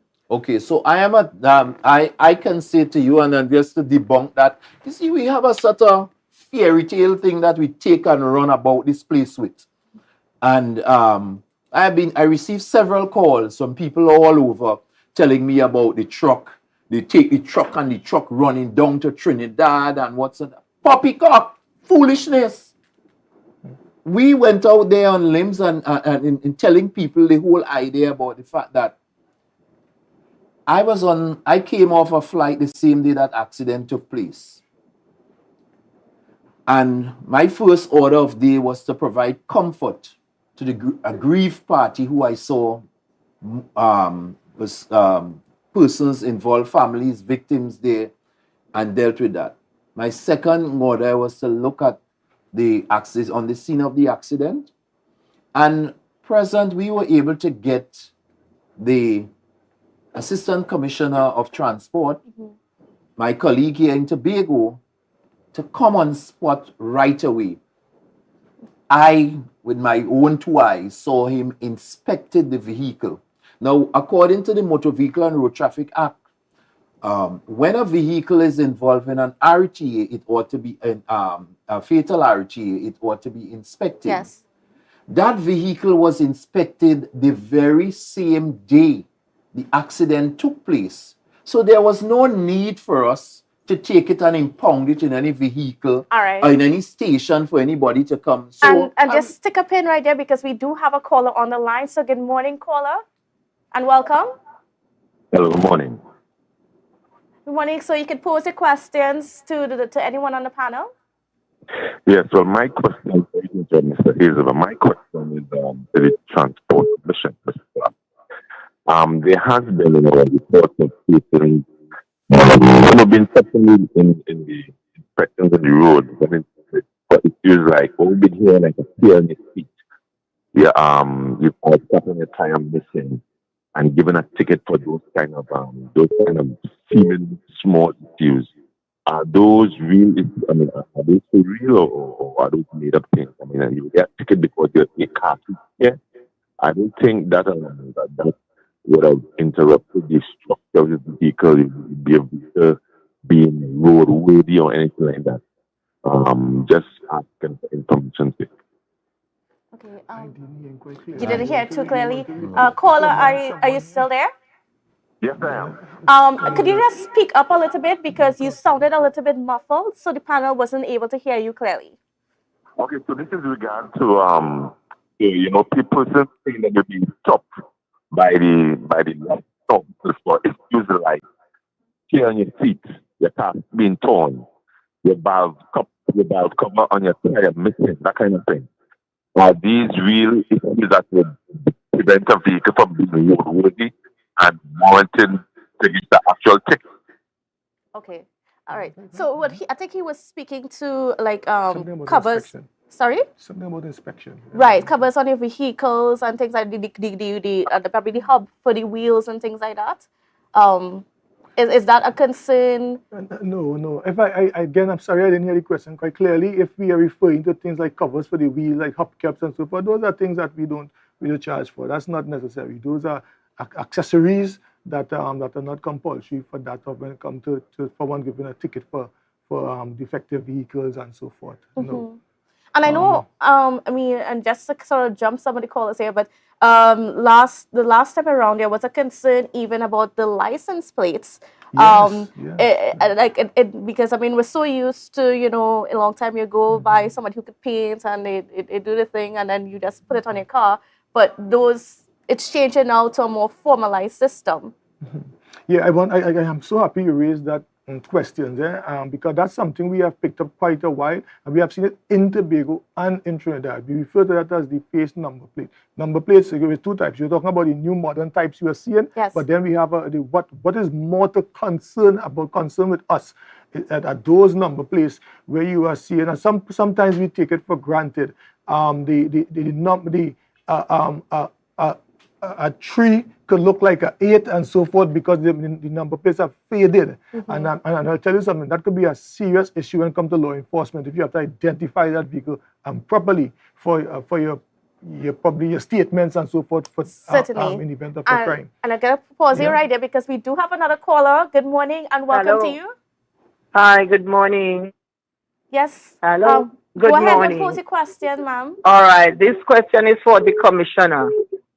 I went to have my car inspected at a garage, and when I got there, I was told that my vehicle is not on the system. I went to licensing more than almost a month now and returned yesterday, and up to now, nothing has been done.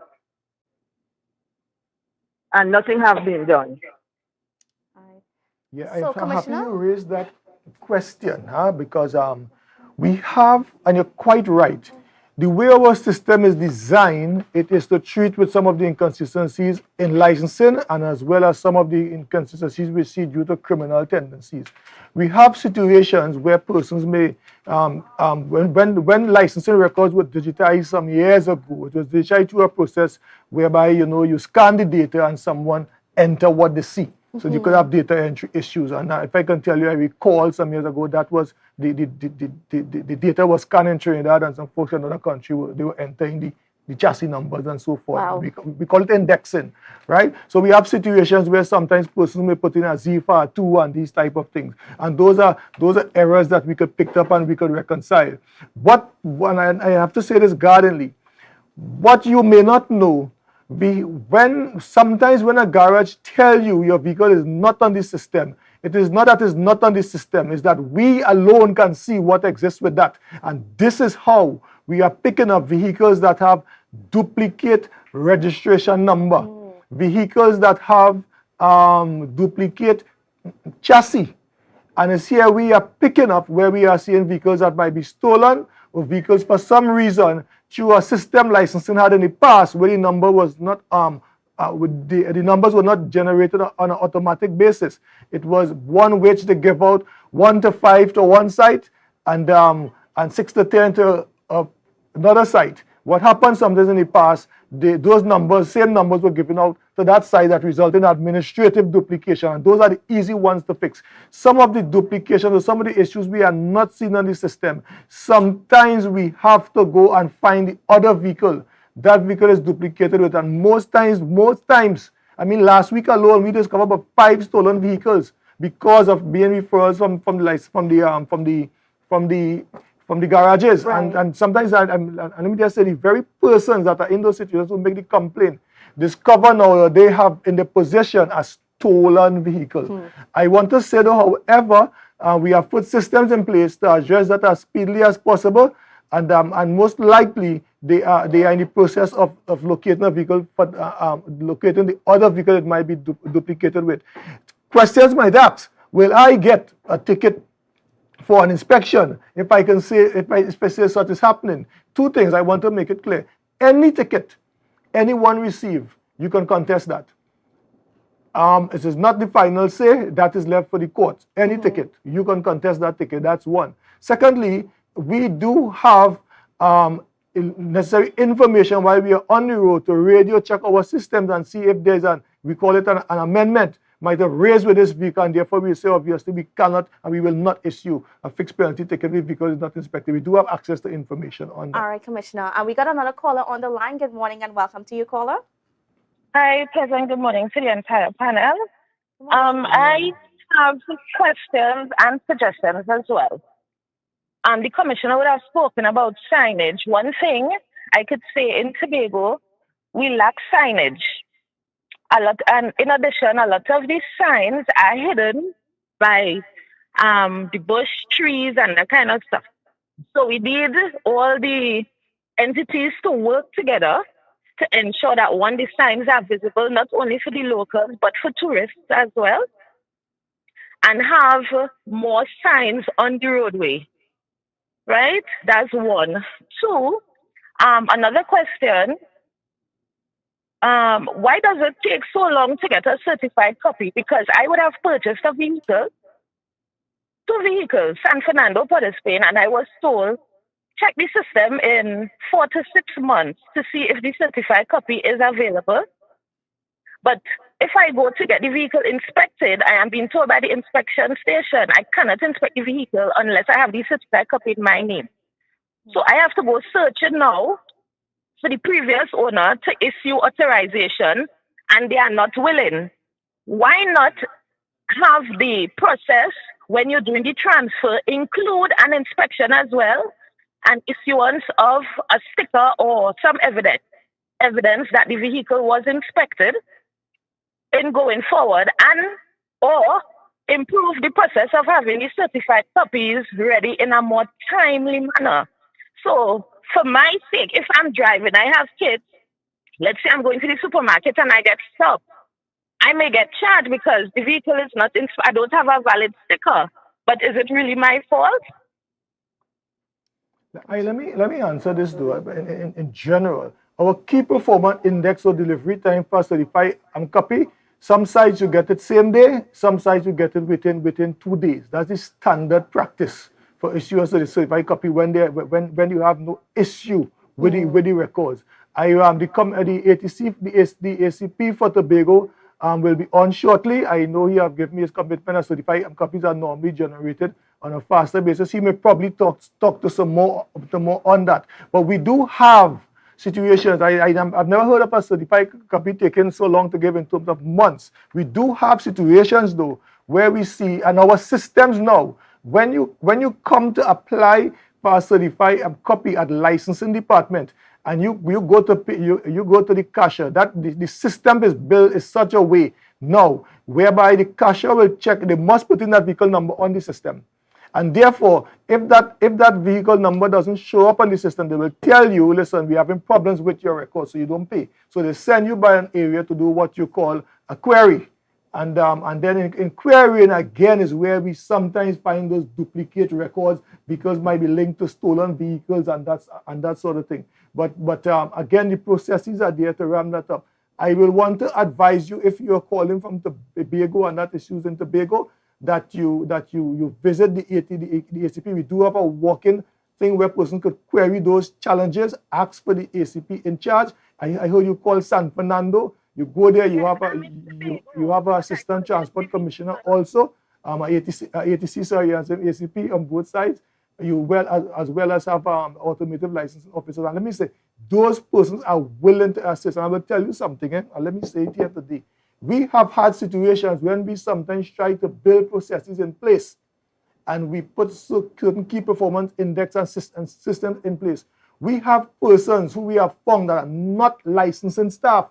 I want to make it clear, not licensing staff are finding themselves in an environment and giving persons impression that these are some of the things that are happening, and sometimes they're seeking to assist and making things more complicated for persons. Ensure, I advise persons with visiting licensing, ensure you conduct your service at someone at the counter and not someone who might be purporting to be staff on the outside. All right, well, we're going to have to take a pause there and take a break. But viewers, don't worry, we'll continue to take your calls when we come back just after this. Rise up to a brand new dawning as the passion start to rise. The energy fill the skies. You can now get whatever you need whenever you need it anywhere in Tobago with Tobago. Your meals, medication, groceries, and shopping all delivered directly to you. No more hassle, no more stress. Get the Tobago app today on Google Play or Apple App Store. That's TAPPOGO, and let us deliver to you. Check our website at www.tapogo.app or call the experts at 494-TOGO and 484-4746. Tobago. Relax. We will get it to you. Tobago's at your service.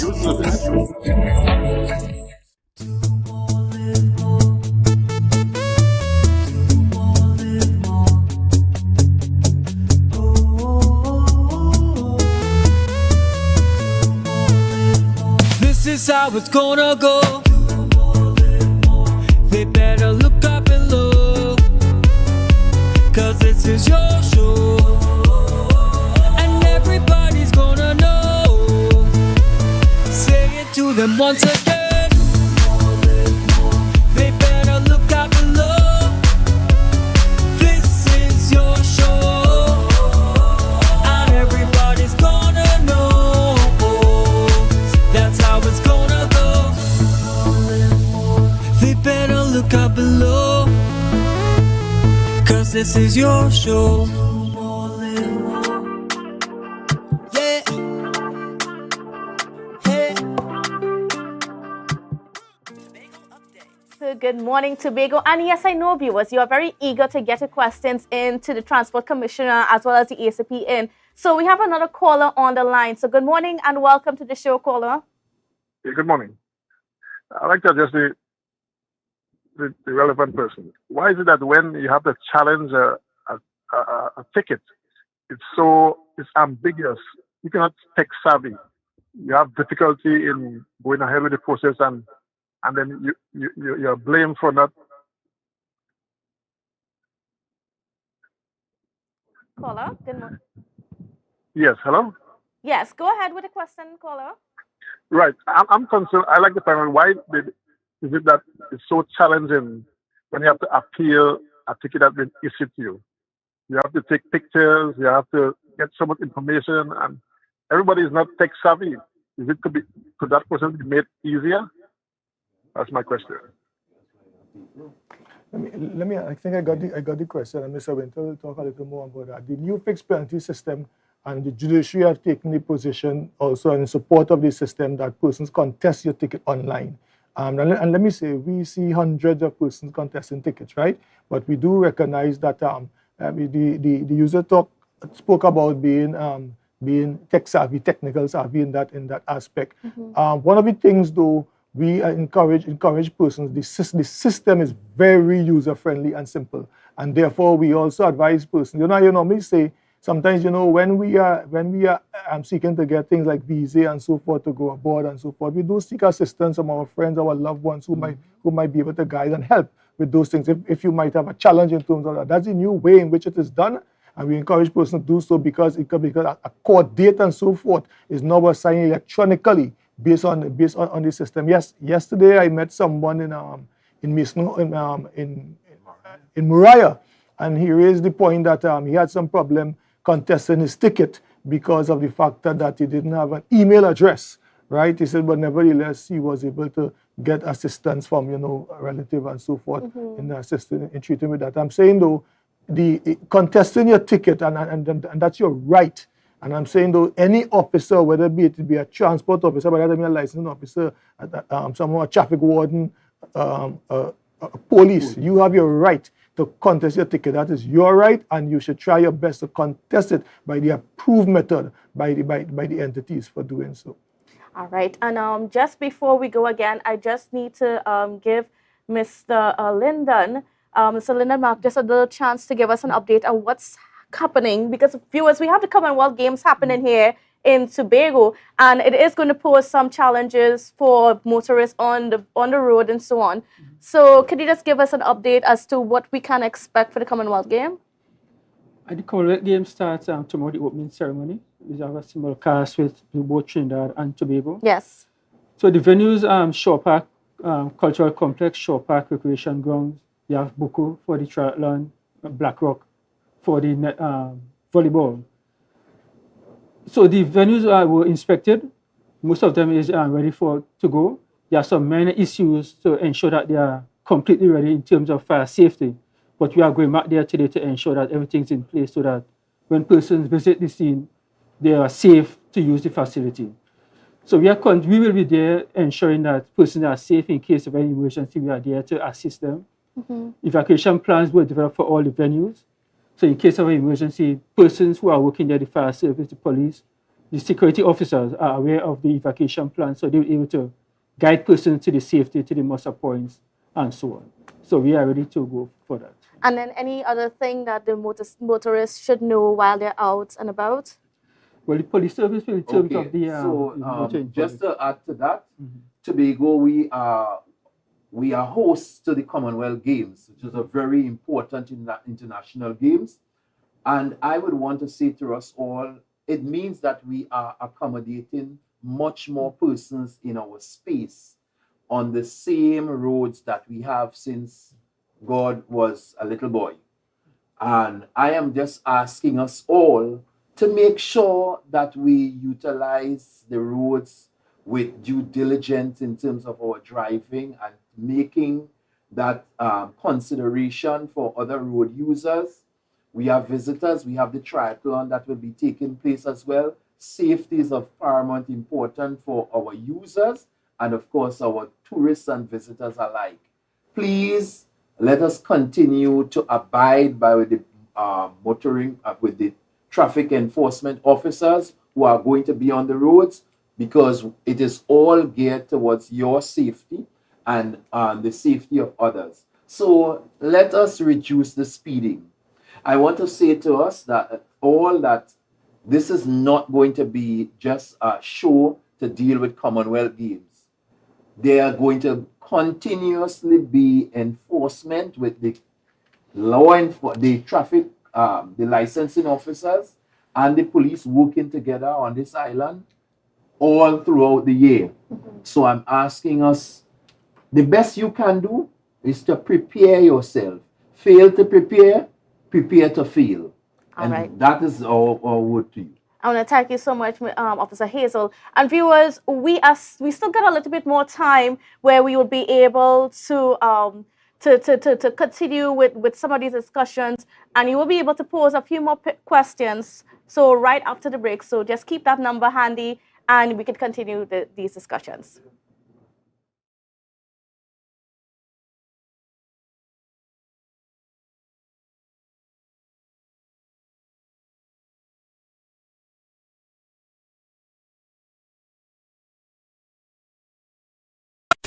Jade Monkey. We celebrate a living legend, Curtis Garant, the International General Garant. Garanti.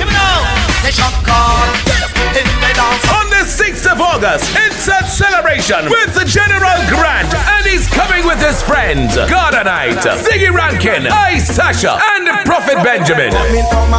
Your DJs, Trendsetter Goofy, and Jason G Artistry, Dreads International. Admission only $100 at the door. You pay more. Get your tickets now at Jade Monkey Bar, Barcode, Happy Place Bar, and Pablo Supermarket. For more information, call 266-6626 or 366-0991. Follow us on Instagram at Jade Monkey Bar TBG. On Facebook at Jade Monkey Bar Tobago. It's a celebration with the General Grant on the 6th of August from 9 p.m. at the Jade Monkey. This event powered by Digicel, Carib, Cool Control Air Conditioning, and Blue Heron Establishment.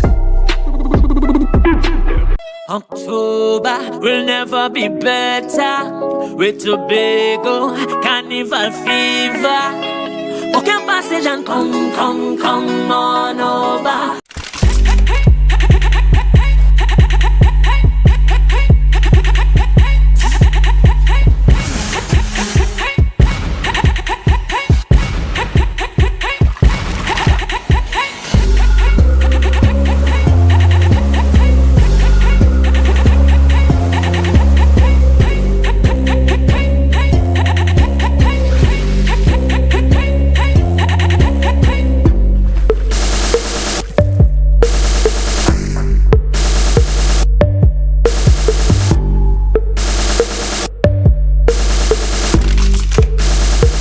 Inner Health, number 13B Portmore, Scarborough, Tobago, with over 25 years experience offering services in and not limited to microscopic blood analysis, reflexology, and the sale of a wide range of organic herbal products used to supplement thyroid, lymphatic, heart, kidney, and brain health, and the male and female reproductive systems. Come and chat with us. Remember, your health is your wealth.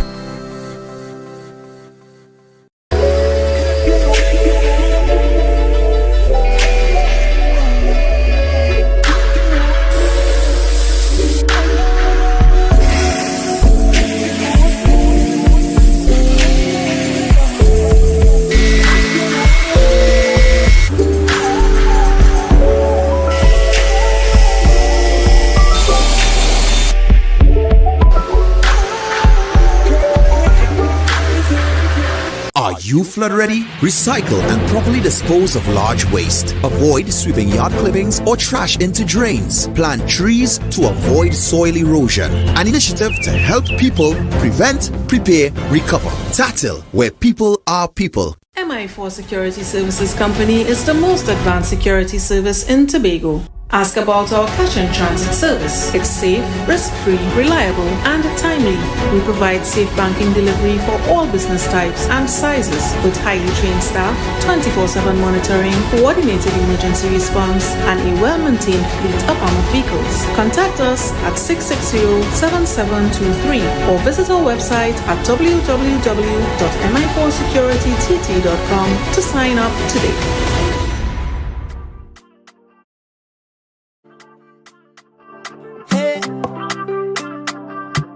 Tobago updates.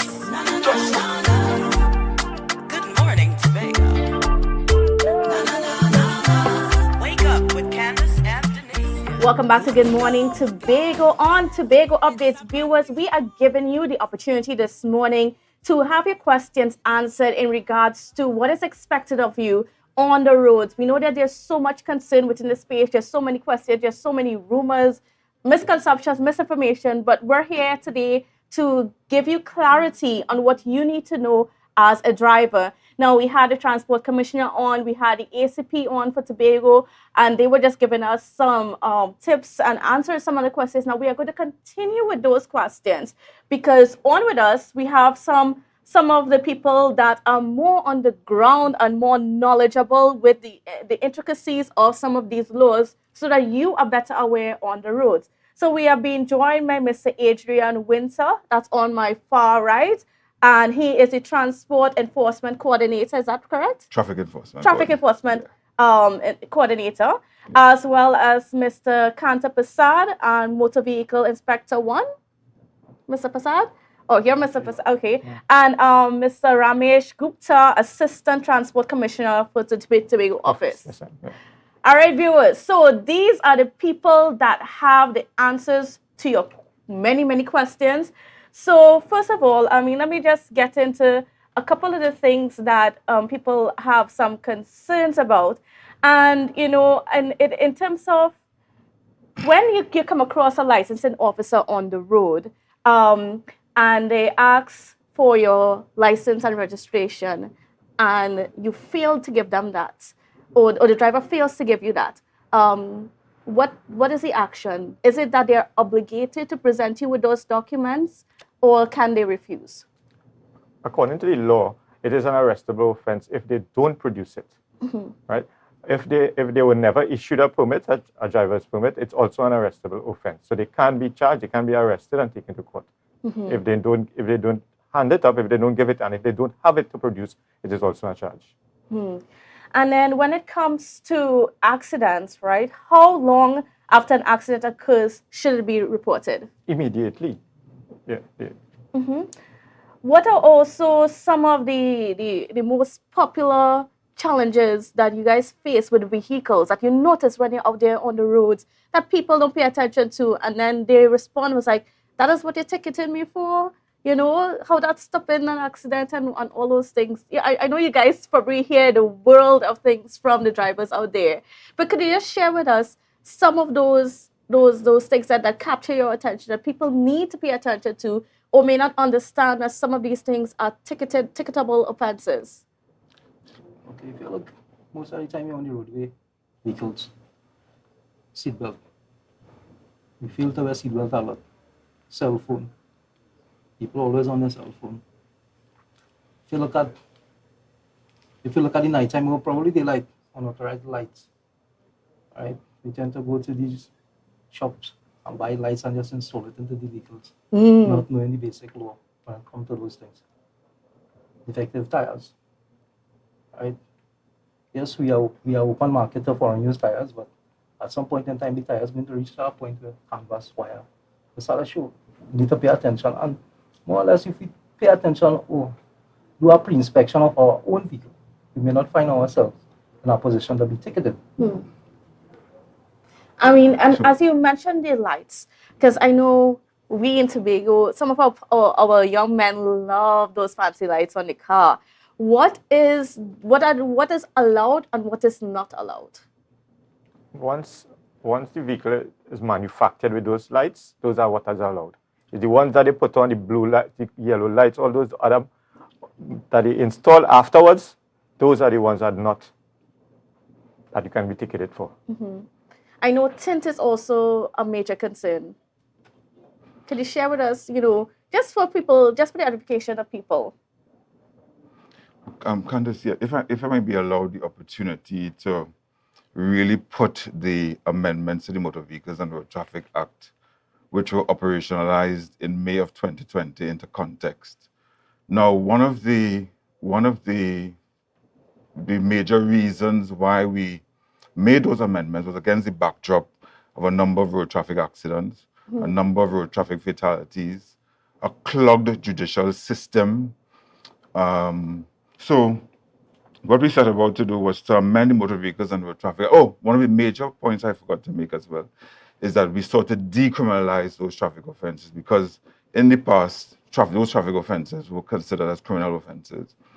So in doing so, when we revised the legislation, which is commonly referred to as Act 9 of 2017, as amended by Act 15 of 2020, we revised those traffic violations and introduced as well a demerit point system. Yes. And what the demerit point system is really aimed at change driving behavior. Because what we hope is that, you know, once someone gets that first ticket that carries demerit points, they change their driving behavior, because they know from the onset that those demerit points can lead to the possible disqualification of your driving permit. And you know, some of the common traffic violations, as you were asking a short while ago, in Tobago here, because what the new system also allows us is that real-time access to data. So before, if you ask some of these same questions, you may not have gotten the data so quickly. So one of the things that the system allows us to do is to get that real-time access to data. And we certainly appreciate that in the media. Yeah, so, you know, in Tobago, what we are seeing is that continued persons driving without their seatbelt, as the ATC just mentioned, that of breach of traffic signage, use of vehicles without a valid insurance policy, defective fittings, defective tires. Those are some of the common traffic violations here in Tobago. Speeding is also our number one traffic violations over here. So, you know, we really want to aim at that change driving behavior to, as the ACP rightfully pointed out, so that families can get home safely. Because, you know, I don't know if you all saw the news just in Trinidad recently, where the guy used the priority bus route illegally, driving while drunk, and now a family is without their mother. Yes. Children is without their children without their mother, probably sisters without their sister, brothers without their sister. So the cycle, and those are things that people never get over. Never get over. It's one thing losing a family member to some sort of illness, but to lose a family member suddenly to a road traffic accident is especially a drunk driver. Especially a drunk driver. But it's not only drunk driving, because speeding is our number one contributor to road traffic fatalities as well. So people, when they come to us, they say, well, I wasn't drinking, I wasn't driving drunk, I wasn't driving dangerously. I was just going over the speed limit by a little bit. But sometimes going over the speed limit by a little bit can cause control issues with the vehicle. Certainly. And viewers, just so you know that you can still call in and pose your questions. The number is 284-6597, 284-6597. Now, we are going to continue posing the questions. Certainly, one of them is understanding this whole demerit system. And, you know, at what point in time does the accumulated points be expunged from your record? Because I know there's a time limit to some of these demerit points. So just to provide some clarity for our viewers. Yes, so demerit points are applied against your driving permit for certain traffic violations under the revised MVRT. Now, once those demerit points are applied against your record, what we hope for, as I said, is that change driving behavior so that people don't lead to what we call disqualification of the driving permit. Because when we talk in disqualification of driving permit, we're talking about two different categories of drivers. We consider newly licensed drivers and we consider experienced drivers. A newly licensed driver is one who has held their permit for 12 months or less. An experienced driver is one who has held his or her permit for 12 months or more. With the newly licensed driver, anything 7 demerit points or over can lead to the disqualification of your driving permit. And experienced permit holders are placed in 3 brackets, where if you accumulate anything between 10 to 13 demerit points, it can lead to 6 months disqualification. Anything between 14 and 19 demerit points can lead to a 1-year disqualification. And anything in excess of 20 demerit points can lead to a 2-year disqualification. But it's important to also state that disqualifications don't happen just like that. We must, as the licensing authority, as the law dictates, we must take that person through due process. So the licensing authority, when we gather that kind of information on the system, we write to the individuals and ask that person to provide reasons to us in writing, whether you use paper, whether you use an attorney, whether you type it up, whatever, provide your representation to the licensing authority as to why your permit should not be disqualified. But you know, but the point also we want to drive home is that the power is in your hands, because from the time you get that first ticket that carries the merit points, you're supposed to already have in the back of your mind, let me change my driving behavior. I don't want to get no more demerit points, because in 2 years' time, those 4 demerit points, 3 demerit points, or whatever the demerit points can come off your record once you practice good driving behavior. So it's 2 continuous years of good driving behavior. Those points are expunged from your record. And you basically start over from new. And you start from 0. Yeah. All right. What are some more of the things that people miss when it comes to their vehicles that they should be aware of? I heard earlier on the call, I talked earlier on about obtaining a certified copy of the licensing officer. In Tobago, certified copies are obtained the same day, even hours. Right? Once the system and everything is in the system, you get a certified copy in less than an hour in Tobago, which is a very good initiative. Transfers are done the same day. So it's important to get your certified copy. And so a lot of people have the old certified copy, which is the handwritten analog one. We are asking people to come and update their certified copy. Get a new certified copy, get it so that all the information will be on the system, and they can now have that ease when doing their transactions, even at the private garages and things. Once they have a new certified copy, all the information will be updated, and they can go to the private garage and everything will be on the system. And that's one thing that people are not doing. They're not getting an updated certified copy to easy way they do their business. And a lot of times they might sell the car without doing the necessary transfer. Yes. So the only way to know if everything is on the system or if everything is okay with your vehicle is by getting a certified copy, an updated one. And this is something that we try to get people to do. Make sure your permit must be valid, your insurance must be valid, your inspection must be valid. And that's something, everybody should at least, and these are something that is visual, is eyesight. You don't need to go to anybody to see that. It's there in front of you. Take it out. Take out the insurance from your car. Take a look at it. See when it's expiring. Take out your inspection. Even your driver's permit. Take out your driver's. Hey, it's valid. Or it needs. And in Tobago, we have observed that there are numerous and a lot of people who permit when they come to renew, it's a year or 2 years since it's expired. And now people are now realizing only when license officers in Tobago now that people say, well, what shall I check my permit? What I check my insurance? But this is something that they should have been checked in all the time, not when license officers come or when police stop you. This is something, an ongoing, is an everyday thing that people need to do, And what about simple things like cracked windscreens and that sort of thing? If you're looking at cracked windscreen, right? I mean, I don't want to sound drastic in our way, but is this especially on the officer who stopped you? I would say. A man may have, let me say, just a hairline crack. You may want to give him a warning, you may want to give him a certain amount of leeway. But if you observe a vehicle that we would call it like spider web, right? Now that's obscuring the view of the driver on the roadway. So a decision may be made at that point in time to issue a ticket. All right. Well, we are getting ready to wrap up, but I want to give each one of you 3 gentlemen just a chance to address the public with just some of those things that we really need to be aware of. So I'm going to start with you, Mr. Winters. Yes, so, I want to really urge the public in Tobago to, I take it back to the major traffic violations. Wear your seatbelt. Don't use your cell phone while driving. There's so many options. If your vehicle doesn't have a Bluetooth, a hands-free system, a handset, a headset could work. Watch your speed.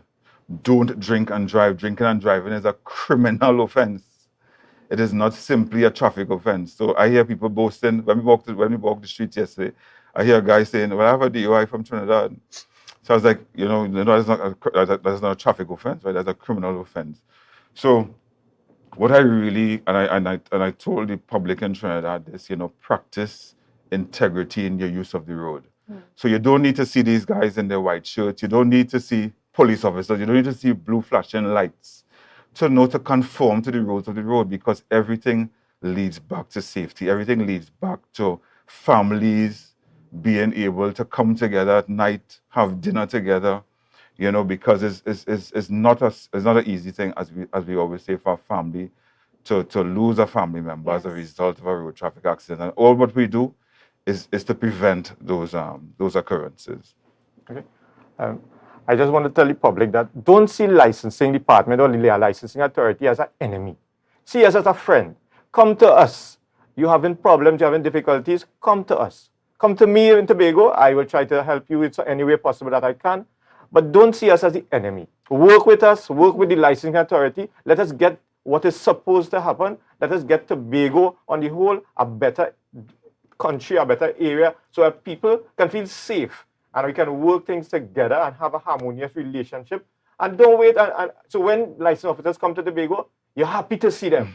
You know, it's not the negative aspect of it, but it's the happiness that they bring to Tobago when the license officers come to Tobago. So don't see us as the enemy. Work with us and let us work together and try and build the relationship and build Tobago together. And Mr. Kantapasad? Well, as the UTC here spoke, good message sent. I would say, since my area would be inspection, I would like to let the public know that when you come in for inspection, it's not just about paying the 300 and getting your vehicle inspected. Prepare your vehicle for inspection. Prepare mean from the top to the bottom.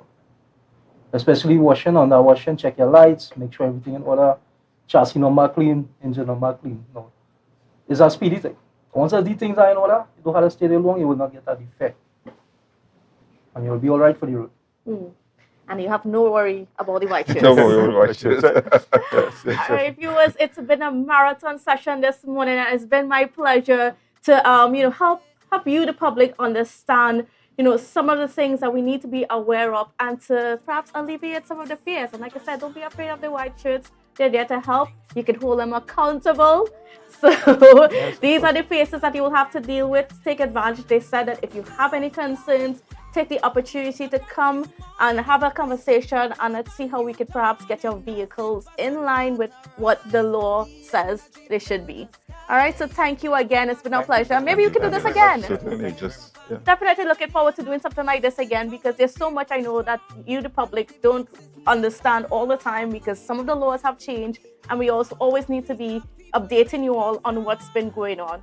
Anyway, so thank you so much for viewing. It's been my pleasure to take you through Good Morning Tobago this morning. And don't go anywhere because at 10 o'clock, we've got brunch. So you're going to want to tune in for that. See you then. The energy fill the sky.